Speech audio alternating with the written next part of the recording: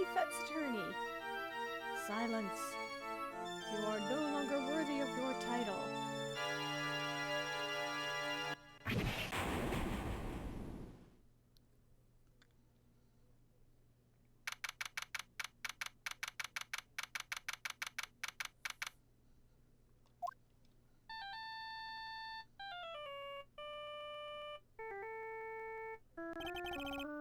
What a nightmare.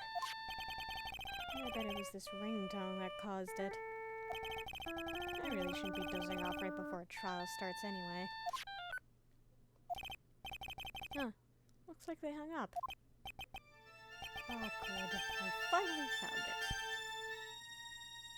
it. Talk about a close call. I hate to do this to you, but... it's nothing personal, Mr. Attorney.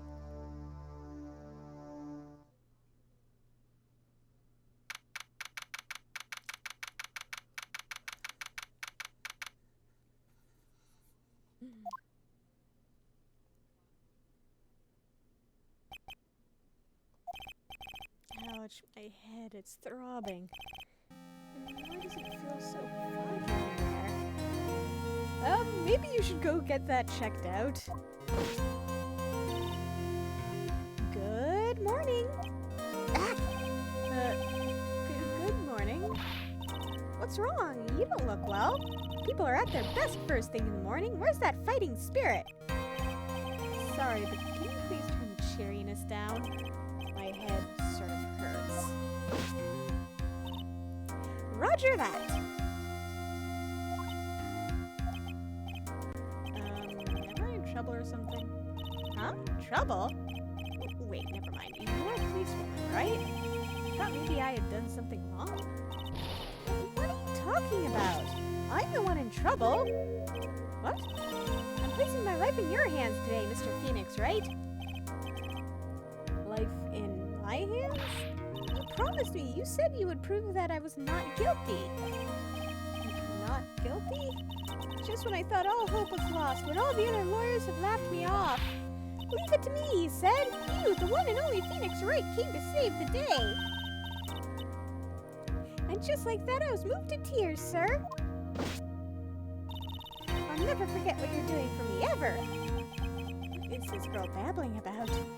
Actually, I really love to watch court proceedings, and I always root for you to win. When I'm off duty, I like to come here and...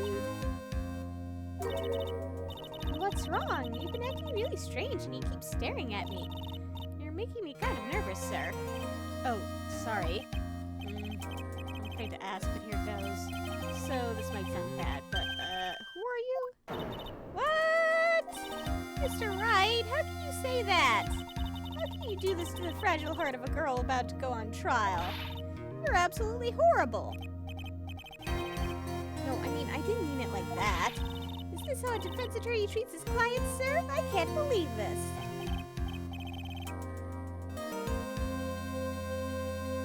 No, it's just, well, I think you have the wrong person. Yes, I'm... Who am I? Why am I drawing a blank? Maybe you should get checked for a concussion, sir.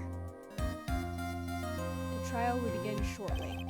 Will the defendant and her lawyer please proceed to the courtroom immediately? The trial's about to start. I'm counting on you in there, okay? I guess I must have amnesia. Let's see, what can I piece together? From our conversation, I can safely say that I'm probably a defense attorney. And that girl, I said I'd prove her not guilty. I can't believe I made such an irresponsible promise. Ah, someone please! Tell me this is just a bad dream. Why do I get the feeling this is one dream I won't be waking up from? Gulp.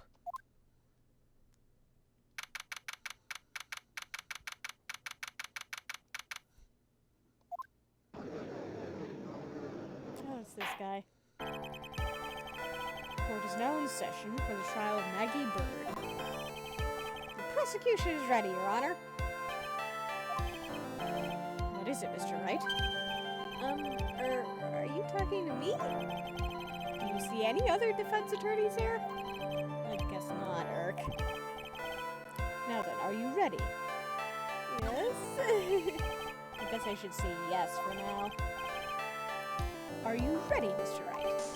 Yes, Your Honor. Wait a sec. If her life is in my hands, I should really do the responsible thing. Actually, you see, Your Honor, my memory is kind of...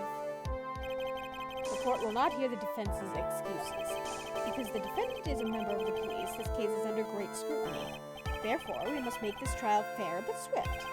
I believe I have told you this before. I hope you're not telling me you've forgotten. Actually, I did. Mr. Payne, your opening statement, please. Yes, Your Honor. As I'm sure you're well aware, the defendant is accused of killing her lover. What's worse, her lover was a fellow police officer. Policeman? You did what to a policeman? It wasn't me. And besides, Dustin and I, we weren't lovers like that. In any case, the prosecution will prove that the guilty party is none other than the defendant. Very well. Mr. Payne, please call your first witness. It's been a while, Mr. Wright. Let's see what you've learned since last time. I won't show you any mercy this time, rookie. Okay, and who are you again? I feel like Phoenix would probably be saying that even if he remembered who he was. Please bring Detective Dick Gumshoe to the stand. Here we go. Don't let me down, Mr. Wright. Nowhere to hide. I'm so dead.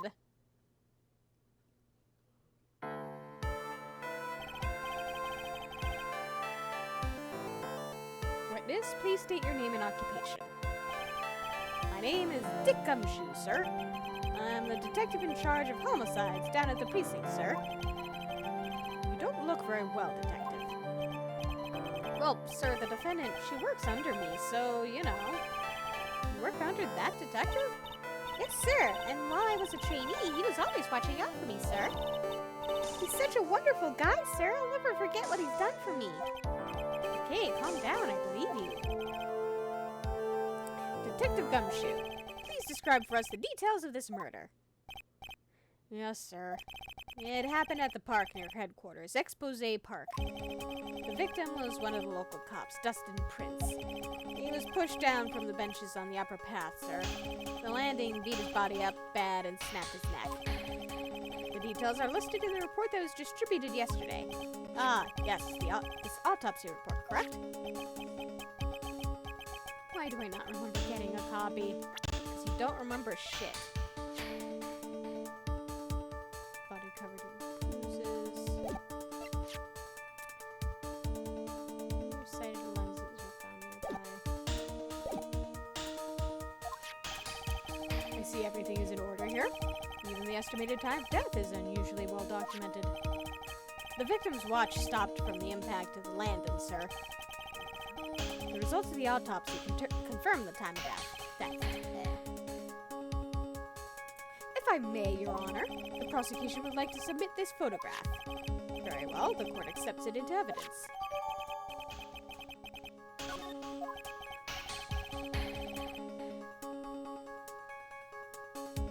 Now then, I recall at yesterday's preliminary hearing, a very important piece of evidence was brought to our attention. Yes, Your Honor. Yes, sir. Yes, I guess? Mr. Wright, is your head on right today? No, it is not. There was a very crucial piece of evidence found under the victim's body. Was there? Have you lost your mind? Well, actually, it's just nerves. Give me a second. What? How can you talk like such an amateur? I thought you were a pro, sir. Alright, sir, I'll help you through this. At a time like this, maybe you ought to take a glance at the court record. Court record? Yep.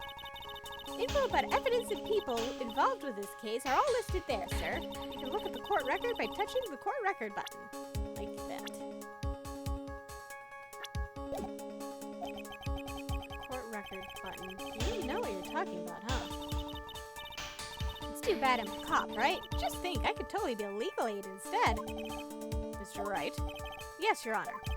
Court is in session. Save your chit-chat for later. Sorry, Your Honor. Well, I guess I'd better check the court record and see what I can find. What was it again? The court record button. Alright, Mr. Wright, let's see if your notes are in order. What was the piece of evidence found underneath the victim's body? Glasses. I already looked at that. That's simple, Your Honor. A broken pair of glasses. That's right. The victim grabbed the criminal's glasses as he was being shoved, sir, and held on to him as he fell. Hey, why are you giving me the evil eye? Those glasses you're wearing. Yeah. Yes, this is my spare pair.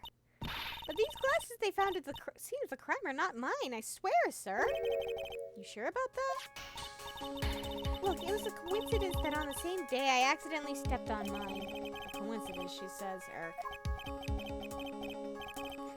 Hey, Your Honor, I have further evidence to present. Oh, you have more? And this evidence is very decisive. Very well. Let's hear from our witness about this evidence.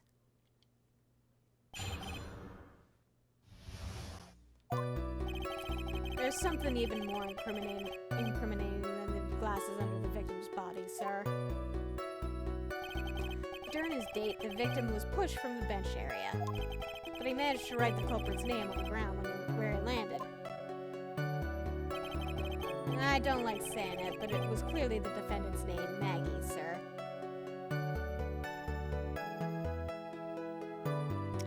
The first thing that jumps out at me is that, it says that his cause of death was his neck got snapped, and that tends to preclude, having any sort of motor function. Like, even if you don't necessarily die straight away, he's gonna be paralyzed. He wouldn't be able to move his arm and write jack shit. With this piece of evidence and the glasses, it's hard to say she's not the culprit. This is a picture of the writing, Your Honor. Why, this is...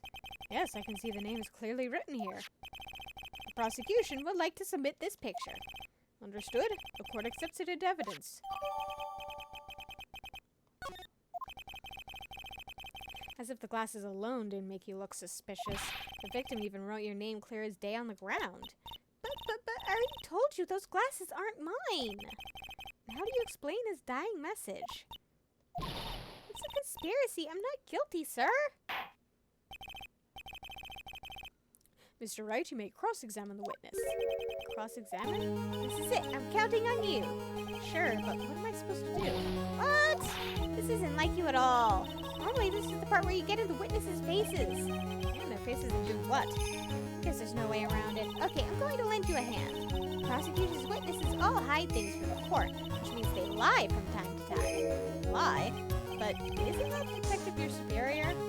Well, even if they don't mean to lie, sometimes people just remember things wrong. Like the detective does sort of look like a scatterbrain. Hey! It doesn't matter. Either way, it's bad for us, sir. That's why when you question witnesses, you have to find and expose their lies. Mr. Wright, your cross-examination, please. Yes, Your Honor. Talk about trial by fire. Here goes nothing. As long as I can expose the lies, we should be all right.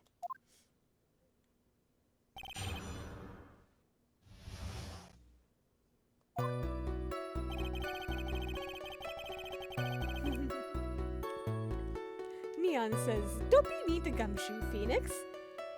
And hello, good evening to you too.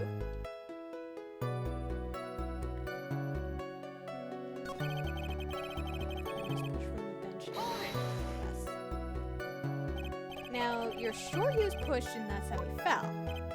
Yeah, pal, if you look at the wounds on the victim's body, there's no way it was anything else. Please continue with your testimony, detective. Anyway, the victim fell pretty far. I should write the culprit's name on the ground ready. The culprit's name? Yeah, I was surprised too. I didn't want to believe it, but... Was the name that of my client?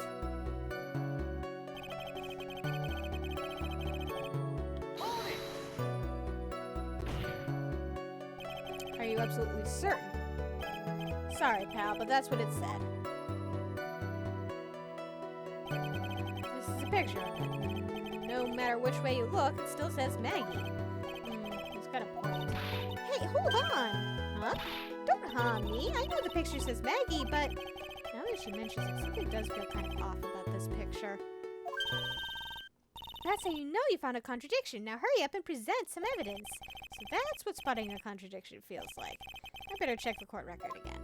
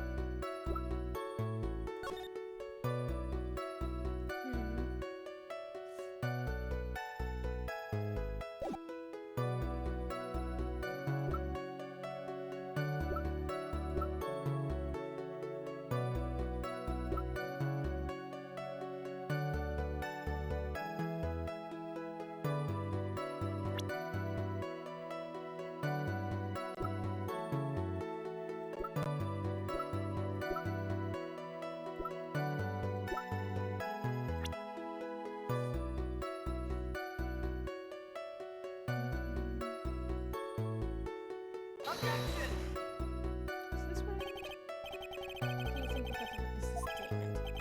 I'm not sure I follow you. Clearly, no. Not that one. Neon spotted it. Yeah. I clearly haven't.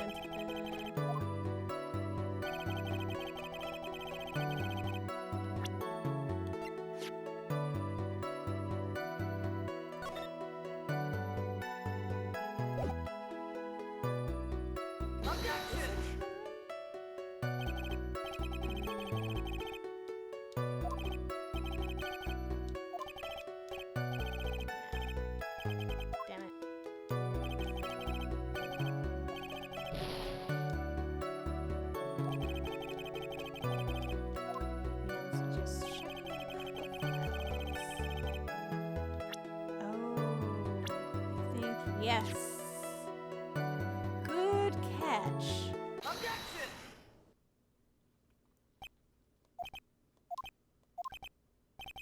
What is it?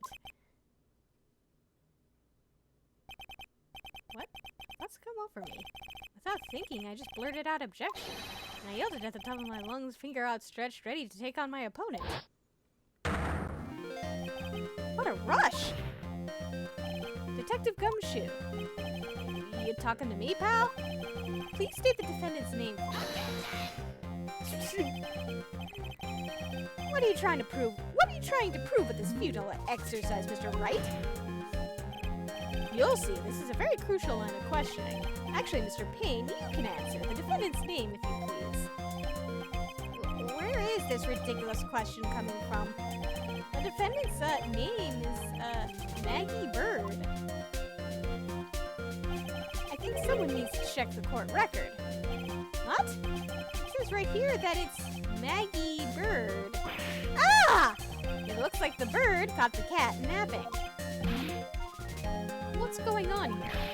I have no idea either, sir. As you can see, the victim did indeed leave a name, Maggie. However, the defendant's name is actually spelled M-A-G-G-E-Y. This is a blatant contradiction of facts. Oh, how about that? I hadn't even noticed. She works for you, Gumshoe!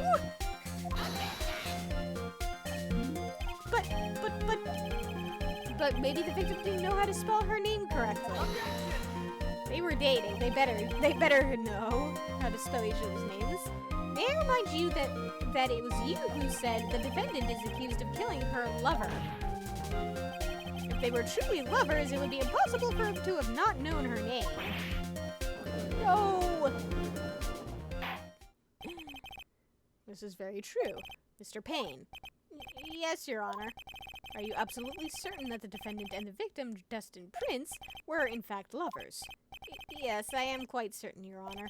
They were a well-known couple in the police force. Detective Gumshoe. Please testify for the court the relationship between the victim and the defendant. Yes, sir. I don't know why I'm the one who has to testify about this, but, sure. Officer Prince and Officer Byrde had been going out for about half a year. It sounded like they were even talking about marriage. The day of the incident just happened to be the victim's birthday, sir. Officer Byrde had gotten Officer Prince a present. It was something she had gotten over 2 months ago. And I should know, because she came to me to ask what she should get for him. Oh, those two sound like they were close. Nevertheless, tragedy struck. Yes, I see. You may cross-examine the witness, Mr. Wright.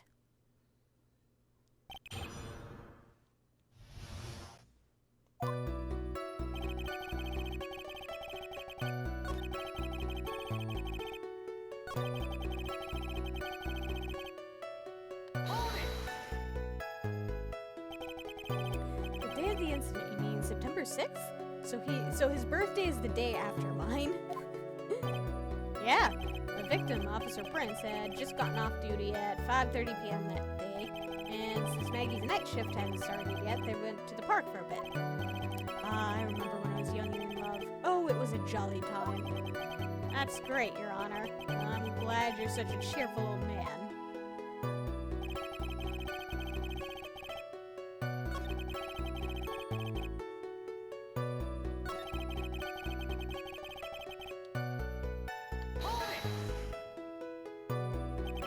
You discussed what the defendant was going to give to her boyfriend? Well, she, trusts me, so... Boy, does he look proud of himself right now.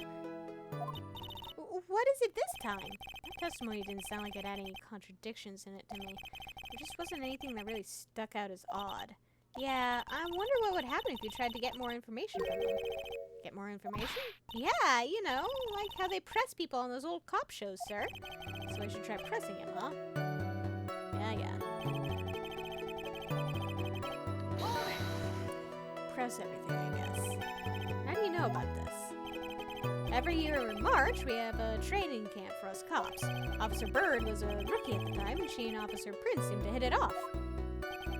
They got close, I take it. Actually, I was supposed to go too, but I couldn't pay the deposit for the trip, so I didn't. If only I'd gone on that trip. What is it? Oh, nothing, sir. Really? Anyway.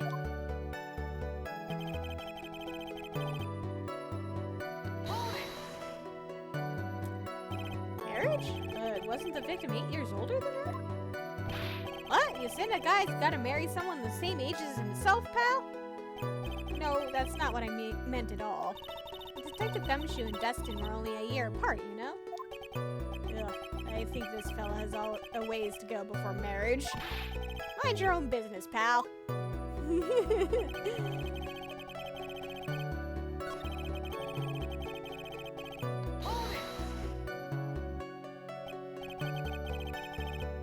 You seem to know a lot about the defendant.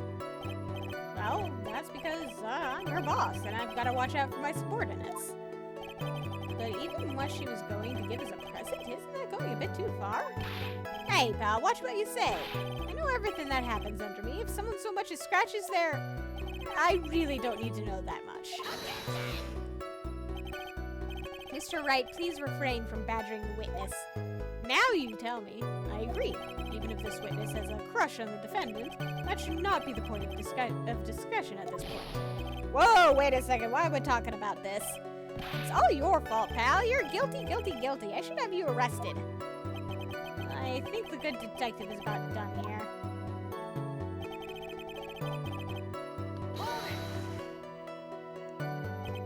Over 2 months ago? Yep, she's a very considerate woman, pal. So, what was this birthday present? She got him a glove. A single glove? Why would she only give him one? Actually, Your Honor, the glove in question is a baseball glove. Oh, I see. A baseball glove. Officer Prince was a huge baseball fan. A baseball glove? Just now, I believe you said that the present was something she had gotten over 2 months ago. Yeah? Are you saying she went out and bought the glove over 2 months ago? Nah, nothing like that, pal. Then what is it like? She ordered it. It was custom made. Custom made? The glove was custom made? Yep, that's what I said. So the glove was custom made. Your Honor, I really don't see how this glove is related to this case. Yes, it would seem that there is little relevance. What do you think, Mr. Wright? Do you think this glove is really relevant to this case? I think it is. I don't know where this will lead me, but... Of course it is relevant. That glove is the key to this whole case. Yes! Bluffing to the max! Now this is the Mr. Wright I know. So happy you're back, sir. I was wondering how long it'd take. This is great! Pressing people. It feels like I've done this before. I used to do this to squeeze information from even the most tight-lipped people. Very well. If you are that convinced, then let's hear some more about this matter. Actually, I brought the glove with me today. And? Why didn't you say so earlier? Hurry and show the glove to this court. Well, I didn't think it had anything to do with this case. Anyway, this is it, sir. It looks like a fucking bunch of bananas. It's, rather yellow, isn't it? Yeah, it is!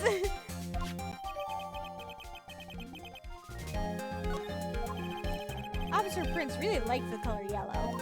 And that's why he had a special order it? Yep, that's right. That and one other reason. I think this court has heard enough. It is clear that the victim and the defendant were involved with each other. Yes, that's correct, Your Honor. Now, if that is true, it brings up an important question. Was the name Maggie really written by the victim? I see your point, Your Honor. Detective Gumshoe, please tell the court a little more about the name on the ground. Yes, sir.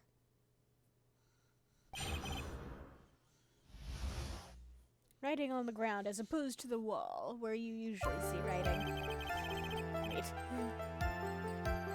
We first looked into the handwriting, sir, and unfortunately we couldn't confirm that it was the victim's handwriting.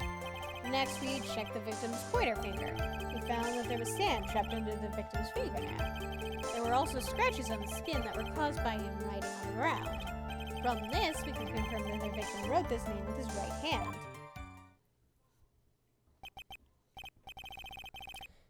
Yes, a perfectly logical conclusion. Now then, Mr. Wright, you may cross-examine the witness. Thank you, Your Honor.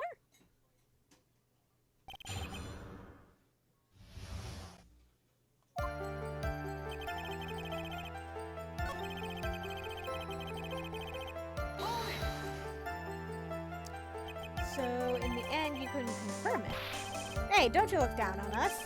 I told you, we're not a bunch of simpletons, pal. Everyone knows you can't find out everything you want in a scientific investigation. I've never heard that before. Me either. Nor I. I never heard anything like that in the police academy, sir. Okay, so I made it up. Anyway.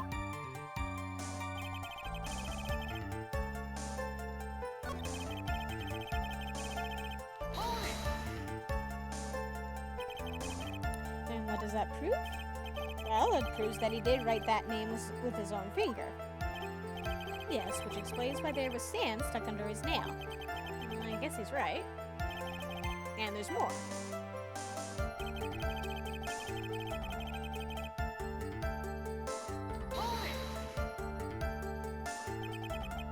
Scratches on his skin? Yep, you can't see them with your naked eye, but they're there. That is incredible. Sure is. That's the power of scientific investigation. Weren't you just ragging on scientific investigation earlier? They're so small that we had to use a magnifying glass, like a really strong one. It's got that really scientific sounding name. A microscope. You mean a microscope? Yeah, that's it. We used one of those, and that's how we found them. I can't believe this guy doesn't know what a microscope is. From this, we can confirm that the victim wrote this name with his right hand. absolutely sure? I believe in the power of science. Again, you were just ragging on it. I wonder if my evidence is solid enough to counter with. Listening to this, you would think there was only one conclusion, that the name is definitely written by the victim. But don't you think that would be really strange, sir? If Justin really wrote that message with his right hand, do you think I would have gone through that much trouble to get him his present? Present? What about it?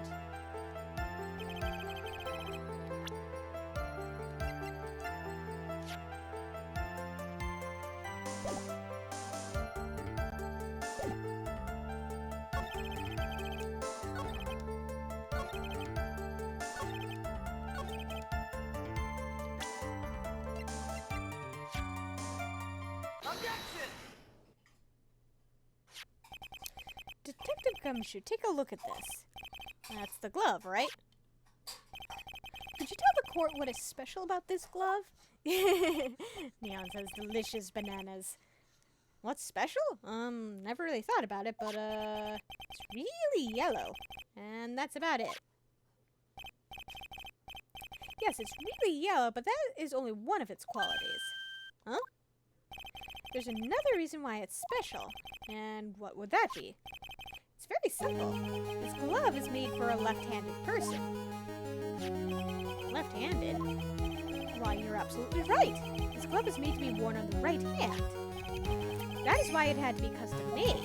I've never seen a bright yellow left-hander's glove for sale, have you? Well, no. So, Detective, which hand did the victim use to write his name with again? Write this name with. That's easy. Look, it's obvious from this picture that it was his... Wait a sec. Don't forget that the victim was left-handed. Ah!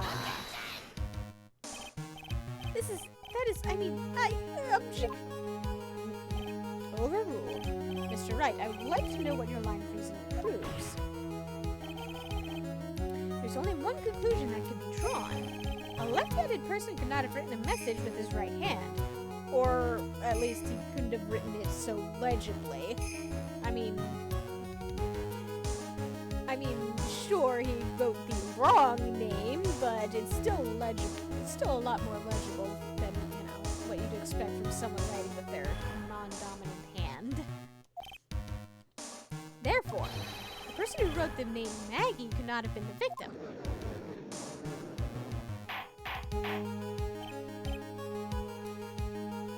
All of this also implies that whoever killed him didn't know him very well. Didn't know either of them very well. They didn't know how to spell Maggie's name, and they didn't know that the person that they just murdered is not right-handed. Order! When you think about it that way, then yes. It is not possible that this name was written by the victim himself. And that means Maggie is...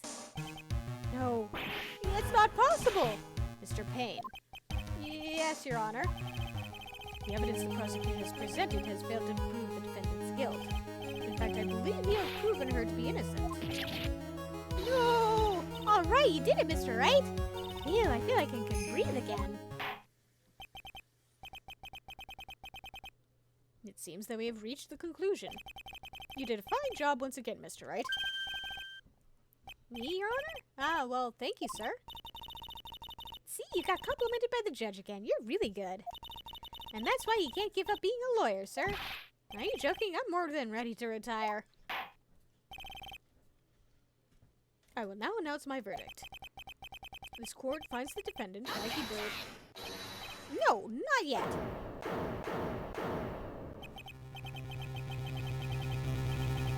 Please give me a few more minutes, Your Honor. What is the meaning of this, Mr. Payne? The prosecution is not finished yet. What do you mean? We'd like to call our next witness to the stand.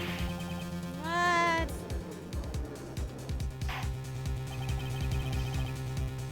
And what did this witness witness? The moment the victim was pushed to his death. What's more, he saw the very face of the culprit. What the heck?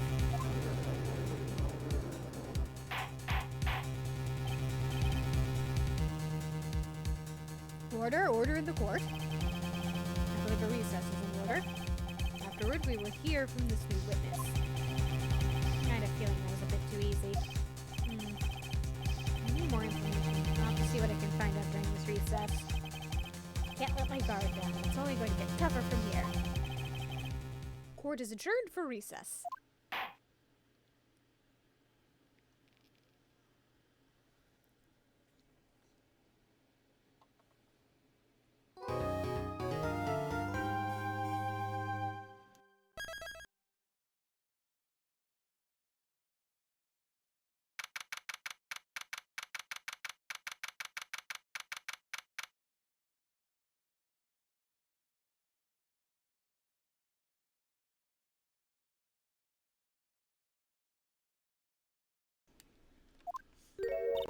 Amnesia? Can't believe my lawyer's trying to defend me in such a state. Why didn't you tell me, sir? I'm sorry I didn't mention it to you. Oh, I know what to do. I heard you can fix something like this with a really strong shock to your system. Come on, lower your head a little. A Maggie kick should be all you need. Please don't kick. Please don't cause him any more, brain trauma. No. I think I'll pass on this one. Come on. I'm sorry. Whenever I see someone in trouble, I have a hard time leaving them alone. I tend to stick my nose where it doesn't belong and try to tackle everyone's problems. Well, my head's one problem you won't be tackling today. Well, we're here to solve your problem first. We can deal with mine later. For now, do you think you could fill me in on a few things? Of course, I'd be honored to. Well, I guess we'll start with my name and then I can tell you about me. No, that's okay, really. I think I know you and your name pretty well by now. I was wondering if you could help me figure out a few things about myself. So, my name is Phoenix Wright? What a weird name. This is serious. I really don't remember. I'll tell you what, sir. You can have this back and maybe it'll help. This is a business card? I got this from you. It's my most prized possession. You can borrow it for now, but please give it back, okay? Okay, there's some numbers written on the back. Oh, that's your cell phone number. I guess for now, we should stop talking about me and start talking about this case. This case? Yep. Can you think of anything that would be helpful for me to know? What can I tell you? I can't think of anything other than the incident with that cell phone, but... Cell phone? Yeah, your eyes lit up when we talked about it at the detention center, sir. Hurry up then and tell me. This might be very important. Okay, Roger. It was on the day of the crime, just before 6 p.m. I picked up a lost cell phone while on a walk with Dustin. Aw, look at her. All of a sudden, the phone began to ring. Hello? Oh, thank you. I've been searching for my phone. Is this yours? Oh, I'm glad you called. We can meet up and I can give this back. I'll be right there. I'm sorry I didn't catch your name. You can call me Maggie.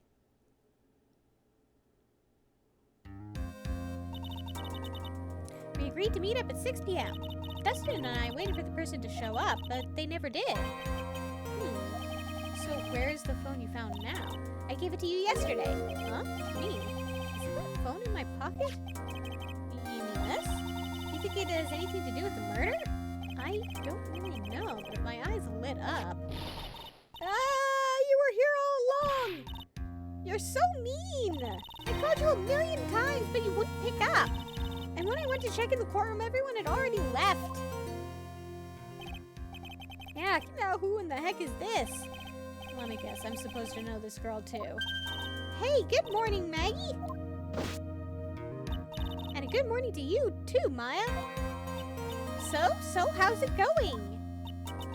Is there a word for worse than abysmal? Oh? And what if I said that everything will be fine?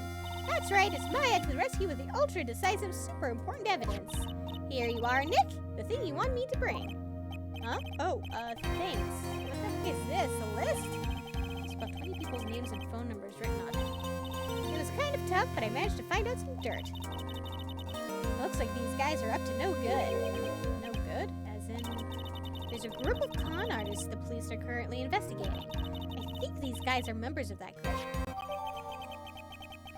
Why would a group of con artists pop up in a case like this?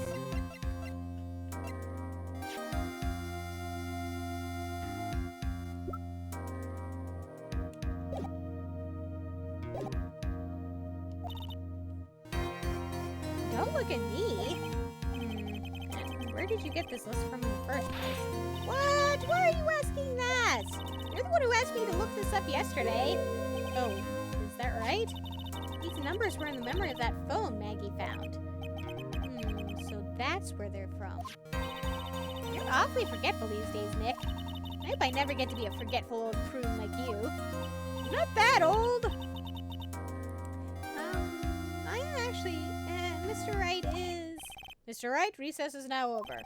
Please bring the defendant and return to the courtroom immediately. Oh, oops. Guess you have to get going. We can talk about you being old later, Nick. Wish us luck. I guess I have all the pieces now, more or less. All that's left is to put it all together. I'm not going to lose this. I can't. Come on, Nick. Better get and move on. Yeah.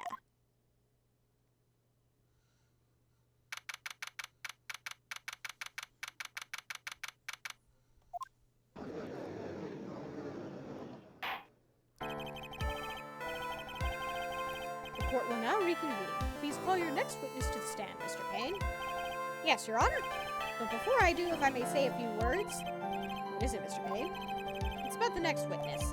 He has a tendency to say things that rub people the wrong way, you see. So I asked that the court might be a little lenient on... There's no need to give a preface. Just hurry up and call your witness, please. Yes, Your Honor. The prosecution calls this next witness a drifter who was taking a walk in the park on the day of the murder. Fancy man. Please state your name for the court, witness.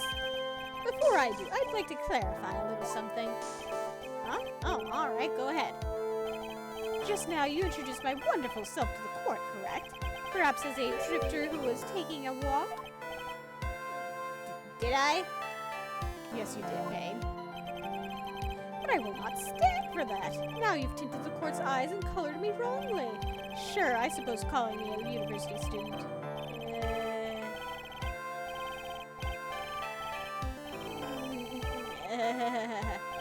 Yes, I understand. I'm very sorry. I will be more careful from now on.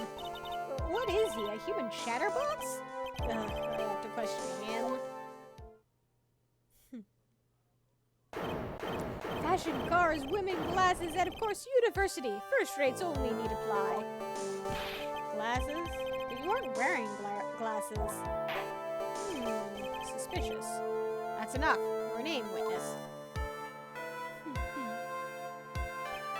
Oh, is that how you want to play this? Using your power and influence to keep the young people down. I see how you work now. He's literally just asking you to state your name for the record. Just state your name, my dude. You old people, your dirty tricks. You thought you had me, but you thought wrong. I'm sorry, it won't happen again. Oh, man. I forgive you. Alright, I suppose I can tell you my name. I am Richard Wellington, the drifting virtuoso with a PhD in drifting, as it were. If you wanted to, you could call me a university student in transit. Ah, so he's a Ronin. Ahem, Mr. Wellington. On the day of the murder, you were strolling through the park, correct? It would appear that you are attached to that word. If you must, then by all means. I remind you that I am in no way a prepubescent boy out on a walk with mommy. If you must know, I am... Anyway, please testify to this court what you saw during your walk through the park. Neon says, if he keeps flipping his hair around, I'm going to slap it. See, you said it again. Taking a walk. You know, what you witnessed will do, Mr. Wellington.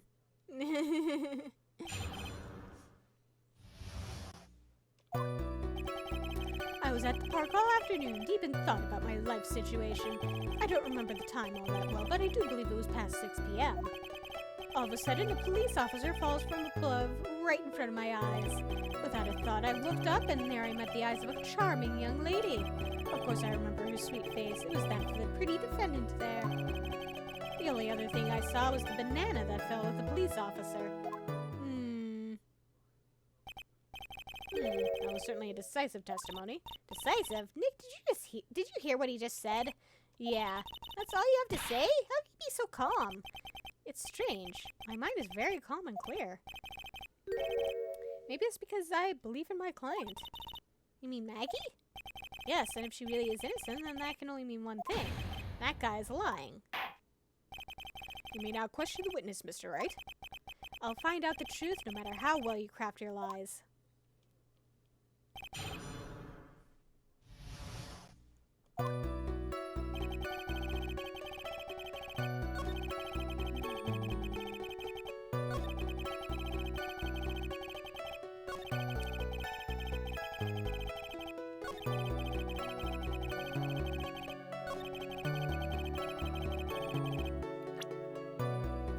Banana, you say?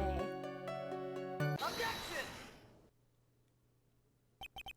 Mr. Wellington, I believe I have the bananas you saw right here. Ah, so you knew about the bananas too. Why didn't you say so earlier? But don't think you can use this as a way to pull more information out of me. And that's where you'd be wrong. Mr. Wright, what is the meaning of this? Isn't that the baseball glove? Huh? What? A baseball glove? Doesn't it look delicious? Care for a bite? That's not... It's a... No! Your Honor, I think this proves one very important fact. This witness...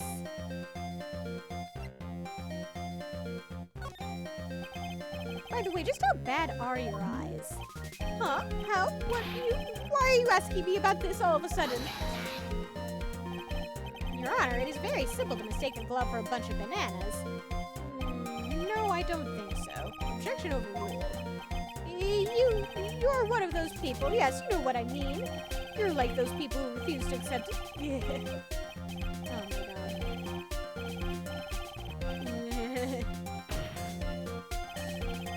And that is why I asked you how bad your eyesight is. They're both 20/25. I suppose you're going to tell me that's terrible, right? No, that's actually not so bad. Why are you not wearing your glasses today, then? 20/25? I think you could probably get away with not wearing glasses at least some of the time with eyesight like that. I don't remember what my own eyesight is off the top of my head. I should get tested and get new glasses at some point. That's because I lost them recently, you see. Of course, I was planning on getting a new pair made right away. But you know, my glasses are no ordinary glasses, so to replace them... How about when you witnessed the crime? Were you wearing your glasses then? How about it, witness? You are an unrelenting evil man. You're like those people who rejected Joan of Arc. Oh my god, come on. Which boils down to you were not wearing your glasses at that time. Therefore, the identity of the woman at the scene of the crime and that of the defendant cannot be proven to be the same by this witness. But the height difference was only 9 feet. It was very possible for him to see the face of the culprit standing on the upper path. That depends on whether his vision actually is 20/25 like he says. 20/25 at 9 feet. You could probably still make out a face. I don't know if he'd be able to make out a face as clearly as he seems to be implying he did, but you could probably be passable.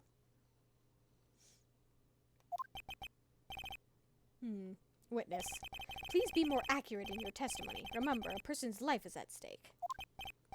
Yes, Your Honor. Now then, please continue with your testimony. Please tell the court what happened next in the moments after you witnessed the crime. I know that by comparison, my own eyesight is bad enough that, like, I just took off my glasses right now, and I'm like 2 feet away from the screen, and it is just a wall of blurriness. I cannot see jack shit.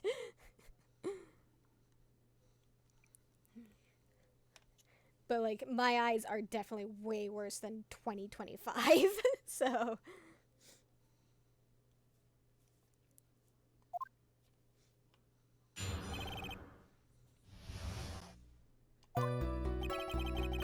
The girl on the upper path ran away as soon as she realized I was there.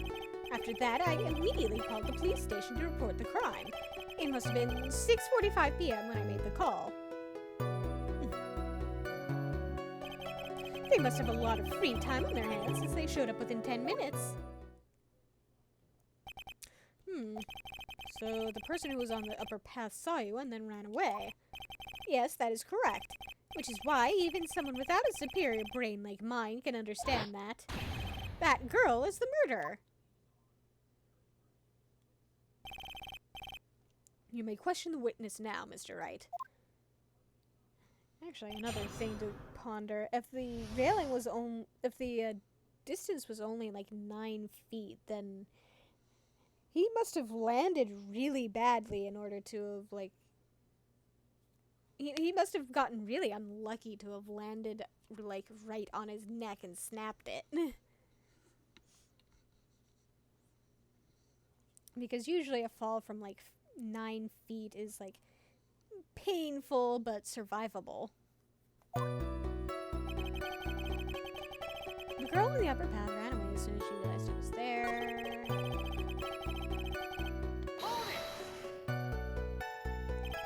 Immediately, as in immediately. I mean, sure, a minute might have elapsed before I did, but that's the duty of every good citizen, nor did they not teach that at your pitiful school. You think people learn about how to call the police in college? Hey, Nick, I think you should take a look at the court record for a sec.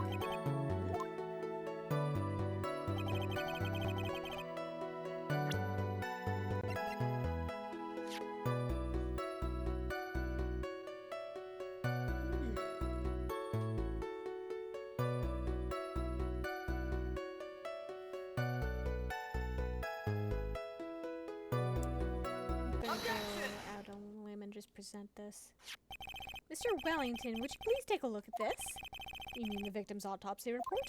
According to this, the murder occurred at 6:28 p.m. So what of it? You said that you called the police immediately after the murder took place. However, by the time you had called the police, it was already 6:45 p.m. There's clearly a 15-minute gap here. Do you deny it? I think this court would like to hear what you were doing during this 15-minute gap. Ugh. The witness was in shock at the time after witnessing a terrible murder. It's only to be expected that he would be a little dazed. For 15 minutes? 15 minutes is hardly what I would call a little dazed. Exactly. Ah! Mr. Wellington. Yes? Explain yourself. What were you doing during those 15 minutes? Answer the question. Cell phone. Spit it out. I was searching for a phone booth. A phone booth in this day and age? You mean you don't have a cell phone? You and your questions as if you're trying to open all the layers of a Matryoshka doll. You must think you're really something special. Witness. I lost my cell phone. There, are you happy? You lost it? Unbelievable. You lose your glasses and your cell phone. You must be very scatterbrained when it comes to your belongings. What? Are you saying that first-rate people are never allowed to lose things? Haven't you ever heard that all geniuses... Oh my god. enough. Oh man, oh man. Wait, hold on a second. He lost his cell phone. Nick, that cell phone, could it be this phone Maggie found? There's no way. Boy, I didn't see this coming. What should I do now? Mr. Wellington, where is your cell phone right now? What are you getting all excited about? You seem to be a little confused. I found my phone, I'll have you know. See, here it is. Oh, I see. Looks like he's got his phone. And I thought that just maybe this was his. Let's give it a call, actually. Well then, I think we've cleared this issue up. At the time of the murder, the witness did not have his cell phone because he had lost it. Therefore, the delay in his call was caused by a search for a phone booth.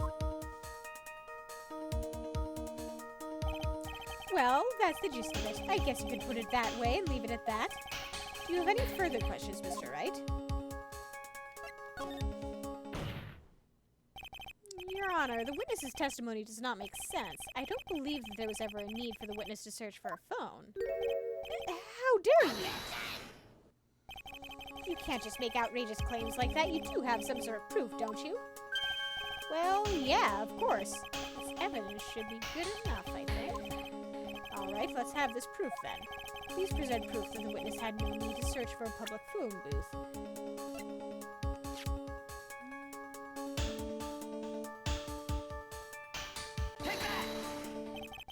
It's very simple. This is the evidence that backs up my claim. And yet again, you have presented this court... God damn it, wrong thing. Okay. Well, that's because... looking at the evidence and it just hit me. I thought, hey, you really didn't have to look for a phone. Why don't you hurry up and present that piece of evidence? Okay.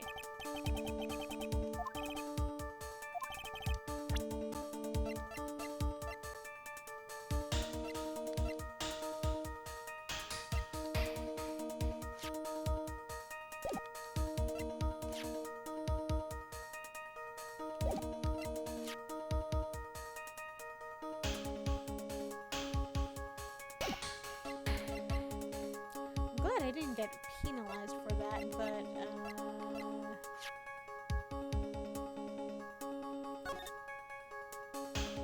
Oh! Oh! Oh! That's why you didn't! And Neon says, would there be a phone booth in the crime scene photos? Yep! Yep, you were on the right track. It's quite simple, actually. Please take a look at this. The crime scene photo. Is there a problem with it? Oh, there's nothing wrong with the picture. But if you don't understand my logic after looking at it, something is wrong with you. Oh! It's a phone booth. That is correct. All the defendant had to do was walk 3 steps.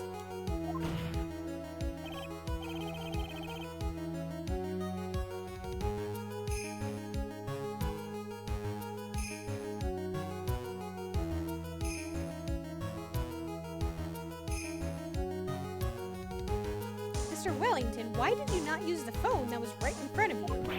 Ugh.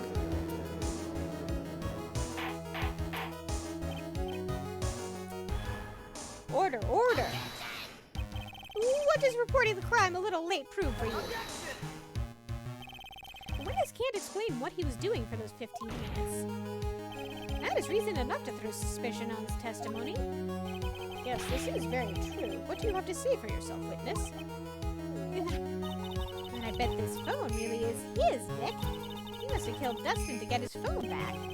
But Maggie said that she was going to return it to him. So there was no reason for him to kill for it.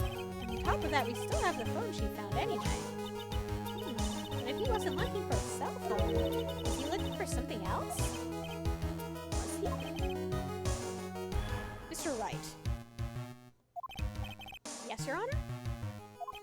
Do you have any thoughts you would like to share with the court? Can you offer an explanation as to what the witness was doing during those 15 minutes? There's only one possible explanation. Alright, let's hear your explanation. However, However, be forewarned that if your explanation is not persuasive, you will be penalized. Think carefully before you present, Mr. Wright. Yes, Your Honor. I probably shouldn't have said there was only one possibility. Why didn't I witness call the police right away?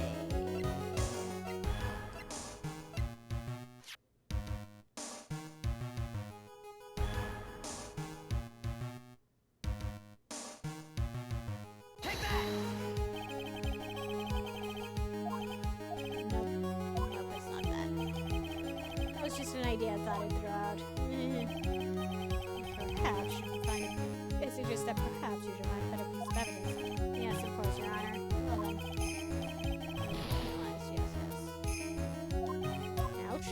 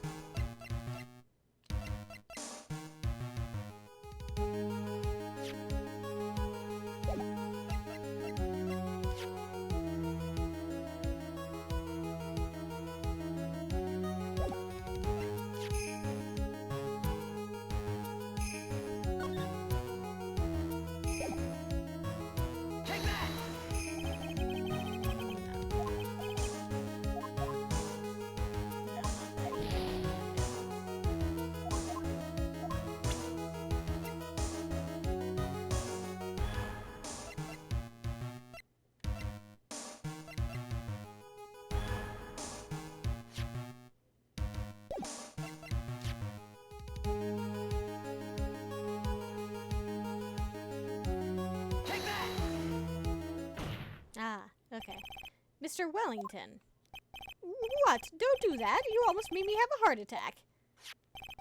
These are your glasses, aren't they? Ah, where did you find... I believe the court all heard what you just confessed to. That these glasses are in fact yours. I'll tell you where they were found, Mr. Wellington. These glasses were found under the victim's body. Under the victim's body? Order, order. Now, wait a second, hold on. I didn't confess or confirm anything. Your Honor, I think the answer is quite clear here. As he fell, Dustin Prince grabbed the culprit's glasses. The culprit knew that he had to find his glasses and searched frantically for them. What he didn't realize was that they were under the victim's body. And that is why it took him 15 minutes to make that call. Mr. Wright, are you indicting the witness as the real murderer? Of course, that's precisely what I'm doing.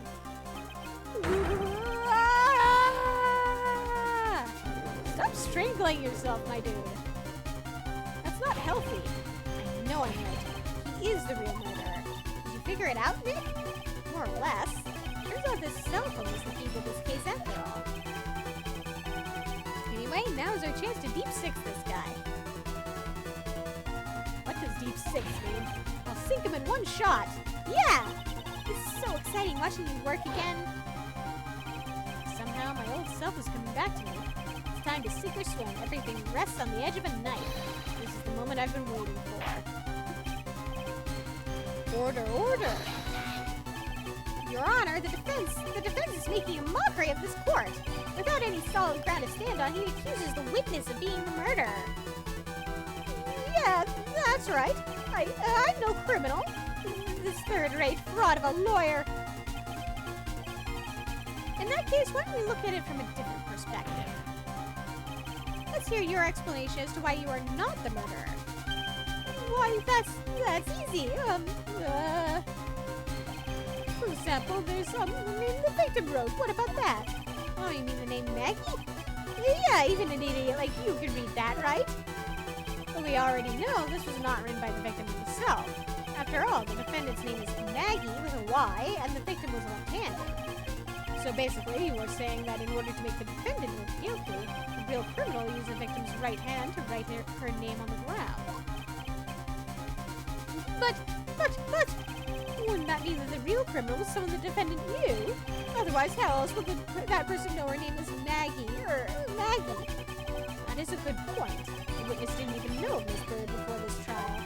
Ah, I forgot. Is there any way that this creep could have known Maggie's name beforehand? Would be best if I could prove that the witness had a chance to learn that the defendant's name is Maggie. Now, would the defense please present its case? How could the witness have known the defendant's name?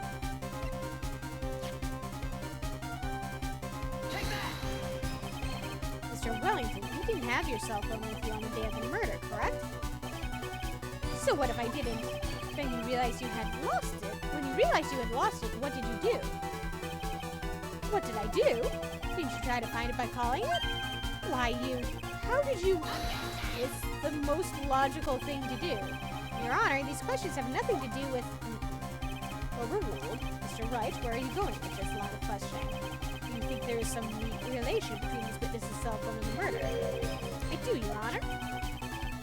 On the day of the murder, Maggie Byrde picked up a lost phone in the park. And... she also received a phone call from the owner of the phone.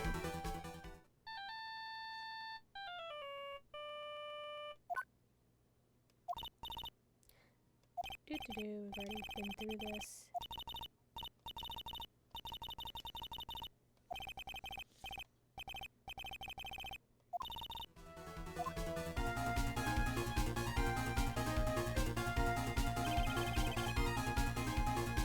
That was when you learned that her name is Maggie.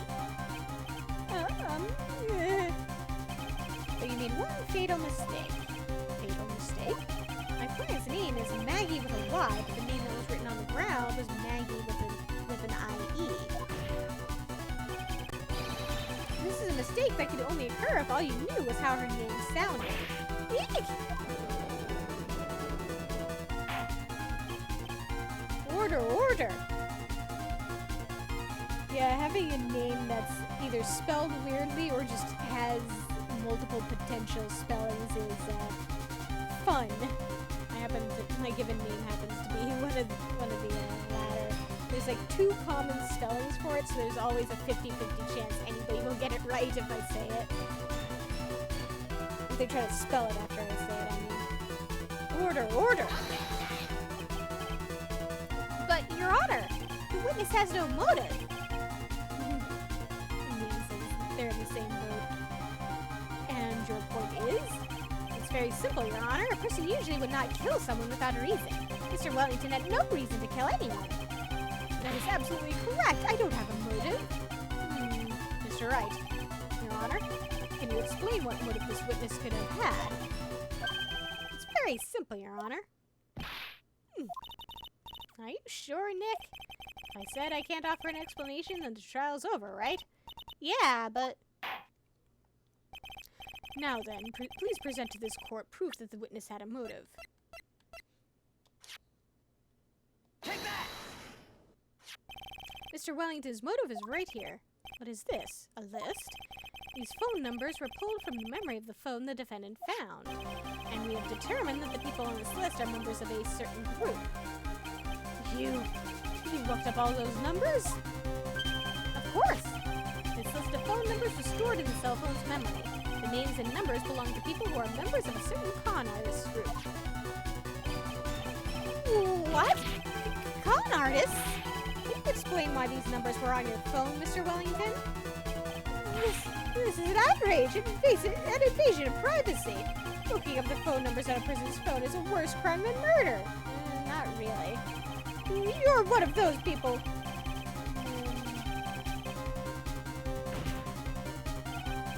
I don't care, Mr. Wellington. All I want is for you to tell us what this list is about. Do you think any of you can know what it's like to be a refined man like me? Your Honor, this is unjust badgering of the witness. Objection overruled. Mr. Wright, what is the meaning of this? Why would the witness have the numbers of a group of con artists on his phone? Isn't that obvious? The witness is a member of that group. Mr. Wellington is a member of this very group. No! All of your friends' phone numbers numbers are stored right here on this phone. If anyone were to look into these phone numbers, it would be all over for you. That is why you had to kill. No, this is too much!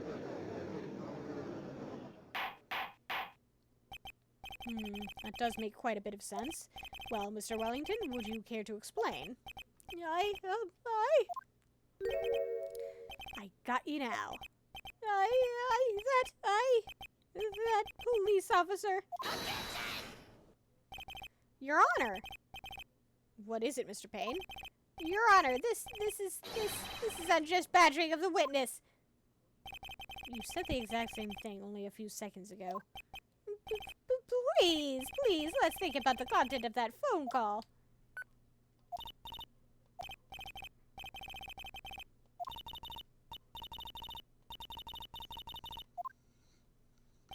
The defendant had already promised that she would return the phone.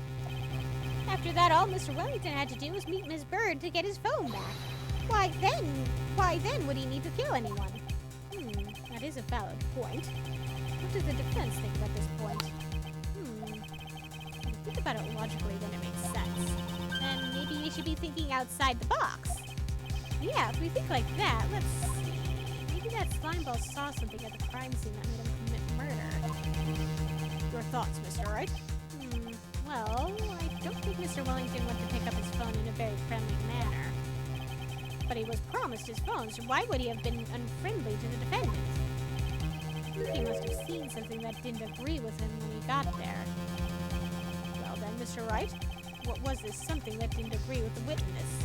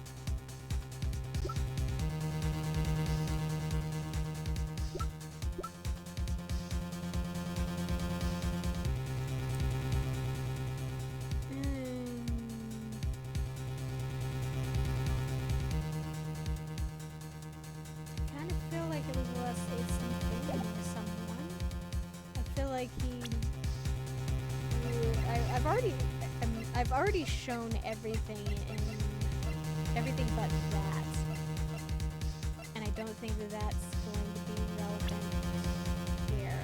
So I kind of feel like maybe it was Dustin, the police officer, that was his that set him off.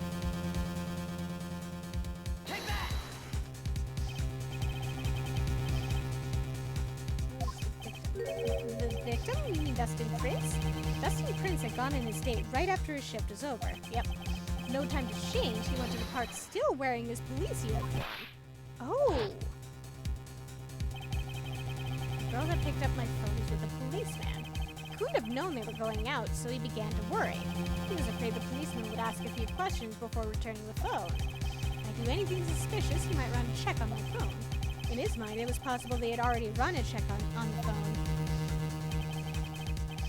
He went into a panic, is what you're saying.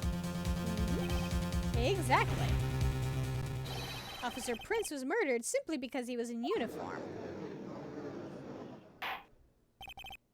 Mr. Payne, do you have any comments? I'm thinking. It seems the truth has come out at last. The witness, Mr. Wellington, you are...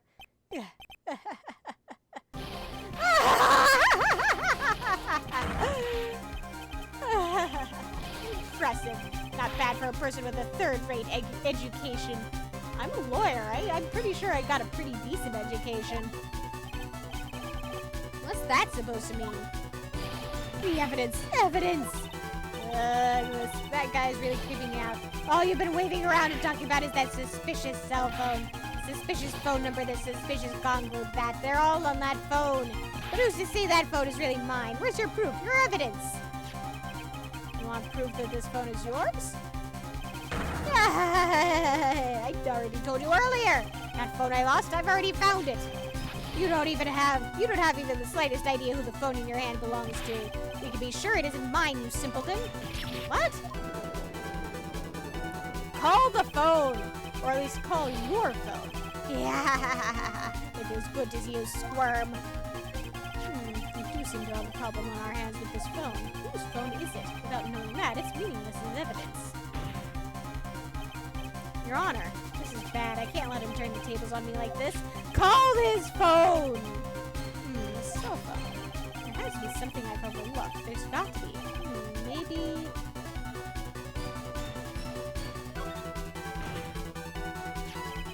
This phone has the names and numbers of those in the con group in its memory.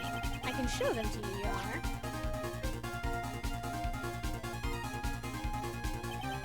I don't believe this. What are you talking about? What are we trying to determine is who that phone belongs to? Who cares about what phone numbers are stored on it? Besides, who knows? Maybe you went and added some of those numbers in yourself. The witness is quite right. I'm afraid I have to reject the defense's proposal. That triggers back to his arrogant, annoying self again. Fingerprints, then. Got it. We should check for fingerprints. Fingerprints? Yes, Your Honor. Mr. Wellington must have left some prints on his phone. Nick, don't you remember? When you got that from Maggie, you wiped it off. Phoenix, you're an idiot! I what? You said there was sand all over it, so... Wiped it? I wiped it? Pretty thoroughly, too. I'm an idiot! Call his phone already! It's oh so much fun watching third-rate trash babble like morons amongst themselves. It's made a complete recovery. How many times do I have to say this? My phone is right here, you see? Oh, and incidentally, you can't check the number stored on this phone. They must have glitched because all the numbers just magically disappeared. Oh, fuck you, my dude. You've got to be joking. He erased all the numbers I was going to use as evidence. Mr. Wellington. What's this? From the way you talk to me, it sounds like you still have some fight left in you. Where did you finally find your cell phone? And Neon says, no, you must suffer through the tutorial level. Ugh. Oh, you are too much. And of course you have no idea what I'm talking about.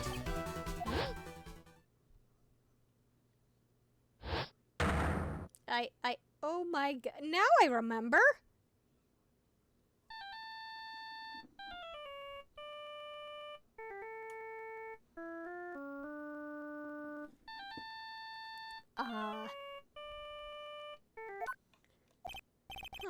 Looks like they hung up. Ah, good. I finally found it.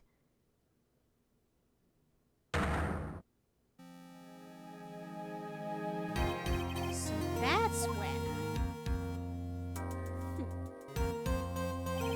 What's wrong, Mr. Attorney? Why the harsh glare in your eyes? Nick, we've worked so hard to get this far, but if you don't do something quick, he's going to get off scot-free. I know this phone has to be his. How am I supposed to prove something like that? Call the phone, for fuck's sake! If you cannot prove who the owner of that cell phone is, your indictment has no basis and therefore no power. It looks like you came up a penny short. Where did I go wrong? Call the phone already, for fuck's sake! Don't blame yourself, you're merely a third-rate lawyer.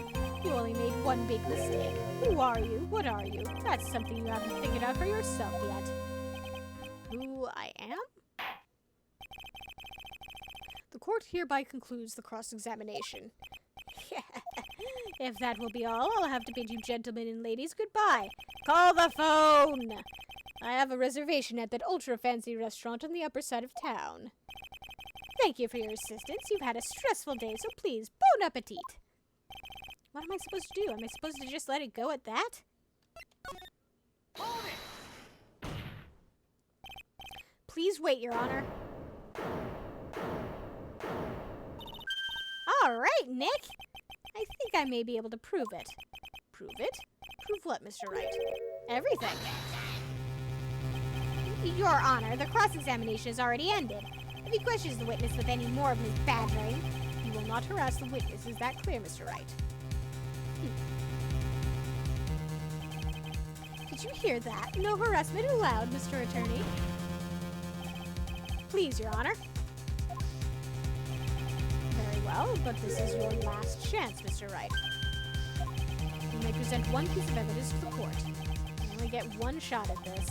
You cannot prove everything. It's over for your client and for you. Do you fully understand? Yes, Your Honor. I'm sure you're well aware, Your Honor, but the cross-examination period has ended. And Neon says, but I want to harass the witness. Were you paying attention, Mr. Payne? I said that Mr. Wright could present only one more piece of evidence. Oh. Now then, Mr. Wright, this is your last chance. It comes down to this. It's go time.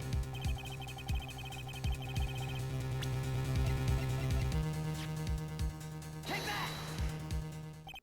Why, thank you. How nice. Here, please have one of mine. Got the judge's business card. Wait, what am I doing? This isn't the time to be exchanging business cards. Your Honor, there is something very important about that card, and that is...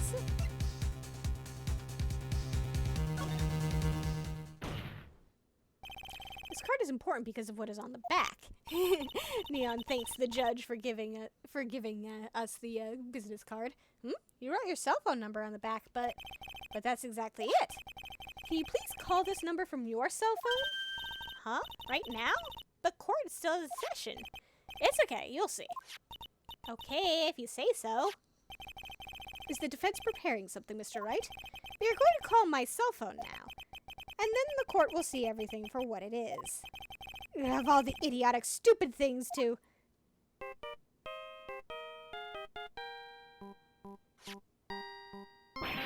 Ah! I can't believe Phoenix has the Steel Samurai theme for his ringtone. Oh, what? Why is my phone? And what is with this stupid sounding ringtone? Mr. Wellington? How strange. I could almost swear that you're holding my phone. You're... Ah! No, it can't. By the way, before I forget, thank you very much for the lump on my head this morning. Neon says, excuse you, that is the best ringtone. It is! Don't knock it. I don't think I need to explain any further, except to say... When you went to retrieve your cell phone, you mistakenly took the wrong one.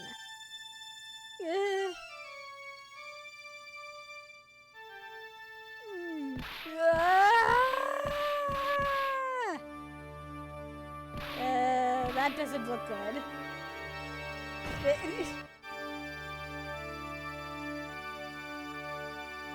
Maybe you shouldn't have done that with your scarf there, sir. So that is what happened. You were knocked out by Mr. Wellington. He is a man who lives on his pride and self-image alone.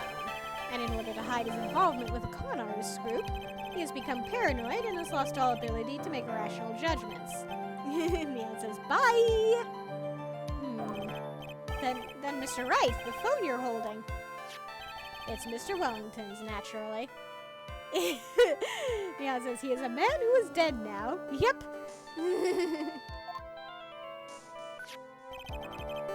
Speaking of that man, how is he, Mr. Payne? He was arrested and has been taken away, Your Honor. Very well. Now then, this court finds the defendant, Ms Byrde, not guilty. Hooray!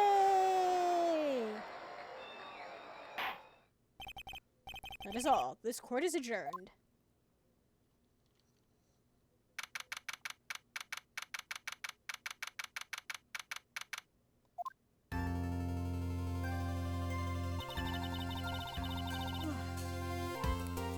that the real you would shine through eventually. I'm so moved by what you've done for me, sir. Thank you so much, Mr. Wright. You're really bad for Dustin. He didn't do anything to deserve this. It's probably because of me. Huh? My whole life has been nothing but a whirlwind of bad luck and failures. Your whole life? It couldn't have been that bad, could it? Since I was 6 months old, when I fell from the 9th floor of my apartment building, I've been hit by all sorts of vehicles, gotten sick from all sorts of foods, failed at almost every test I've ever taken, experienced almost every kind of disaster, and never won or even tied at a game of tic-tac-toe. How do you manage that? My life has really been nothing but a string of disasters. That is, pretty bad. Up until I went to college, I was known as the Goddess of Misfortune. And then at the academy, everyone called me Lady Luckless. Lady Luckless? What's worse is that my misfortune always seems to latch onto those around me. What do you mean? When I see someone in trouble, I always try to help. Ah, that's right, you were talking about this earlier. It happened again recently too, sir. There was an old lady pacing back and forth by the pedestrian crosswalk. I gave her my hand, and before I knew it, we were having dinner at my house. What? Oh. I'm sure that Dustin's gone because of me. How did you manage that, Maggie? I'm still boggling at that. Did you accidentally ask an old lady out? That's not true. That glove didn't even have any sort of special meaning. It's just a present to say thanks for covering one of my night shifts. Oh, I see. Everything is all my fault. Dustin's death, your head being all messed up. Leon says in response to the bringing the lady home for dinner. It happens sometimes. Well, I don't think my head is that messed up yet.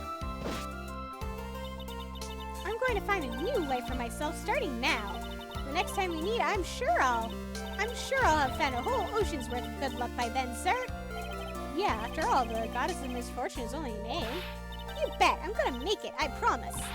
Next time we meet, I'll only be an unlucky person instead of a goddess. Yeah, that's the spirit. Well, she's setting fairly realistic goals. Well, Mr. Wright and I should get going. Okay, good luck to you. Thanks, you take care of yourselves too.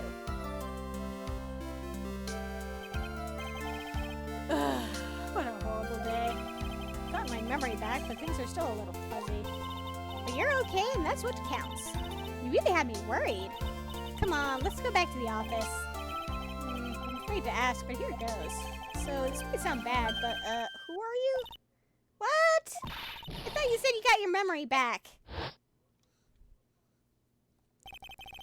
At that moment, everything really did come back to me. Detective Gumshoe. He's someone I've had clashes with in the past during certain cases, but he's also been a good ally during others. The judge. He's a lovable, kind old man who is easily swayed by other people's opinions, but in the end, he always comes up with the right verdict. This person, I haven't got a clue. Poor Payne. He seems to know me, but maybe he's mistaking me for someone else? Nah, he's just a no-name lawyer. Ignore him. And this girl. Maya? You finally remembered! This is Maya Fey, my assistant. That's right. I have so many unforgettable memories about her. For example, Earth to Nick, what's wrong? You keep staring at me. Don't tell me you missed me. Well, yeah, I suppose I have. I feel like I haven't seen you in ages. Oh? Well, I'm back now, so it's time for us to create new memories together. Alright, sounds good. All the phone numbers in my phone were erased by Mr. Wellington. I guess I have to start over from the very beginning. Come on, Nick, let's go to our usual burger joint. Okay. Actually, it hasn't even been 2 months since she came back into my life. And that story That story began on one rainy afternoon 2 months ago. Episode 1, The Lost Turnabout, the end. So, that's the first case down. New episode. Yes. Woo! The Lost Turnabout. Reunion and Turnabout. That was no accident.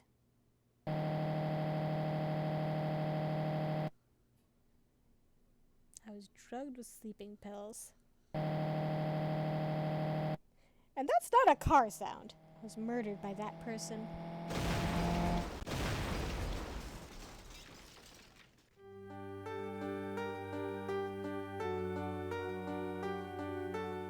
That's why I took my revenge. It's only fair, isn't it? Eenie.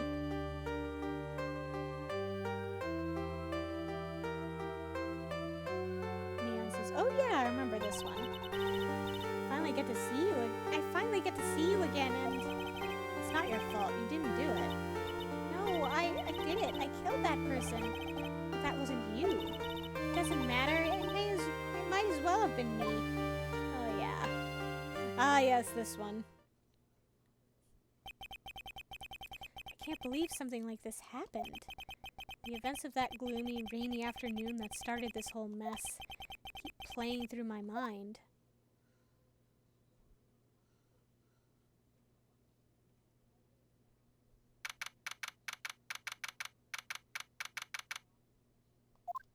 June 16th. What depressing rain. Do you understand how depressed that makes me? Do you? I guess. But actually, more than being depressed, I'm angry. Angry at that weather girl on TV. I think our little rainy spell will take a break with a day of sun. Is what that girl said. I'd stake my life on it. Well, it's the weather. And that's why I didn't bother to bring an umbrella today. What nerve calling yourself a weather girl? She's going to hear about my $1,500 suit. About your case. Unless you're planning on suing the weather girl. I'm sorry. I thought that before we got down to business, we could have some friendly chatter. My name is Dr. Turner Gray. I'm a surgeon. Remind me never to end up under his knife. I'm here today because of this incident.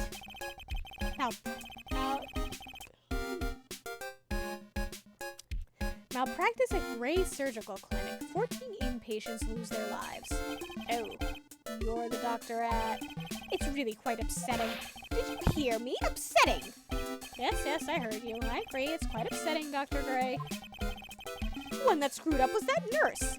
It was her that got the medications mixed up and killed those 14 patients. And yet, now listen good, and yet, that nurse had the nerve to go and die before admitting to her wrongdoing. She didn't even offer any sort of explanation to me. And this is the kicker. She up and has herself a grand old accident and crashes her car. Smash! Crunch! Instantly transforming her car into the accordion model.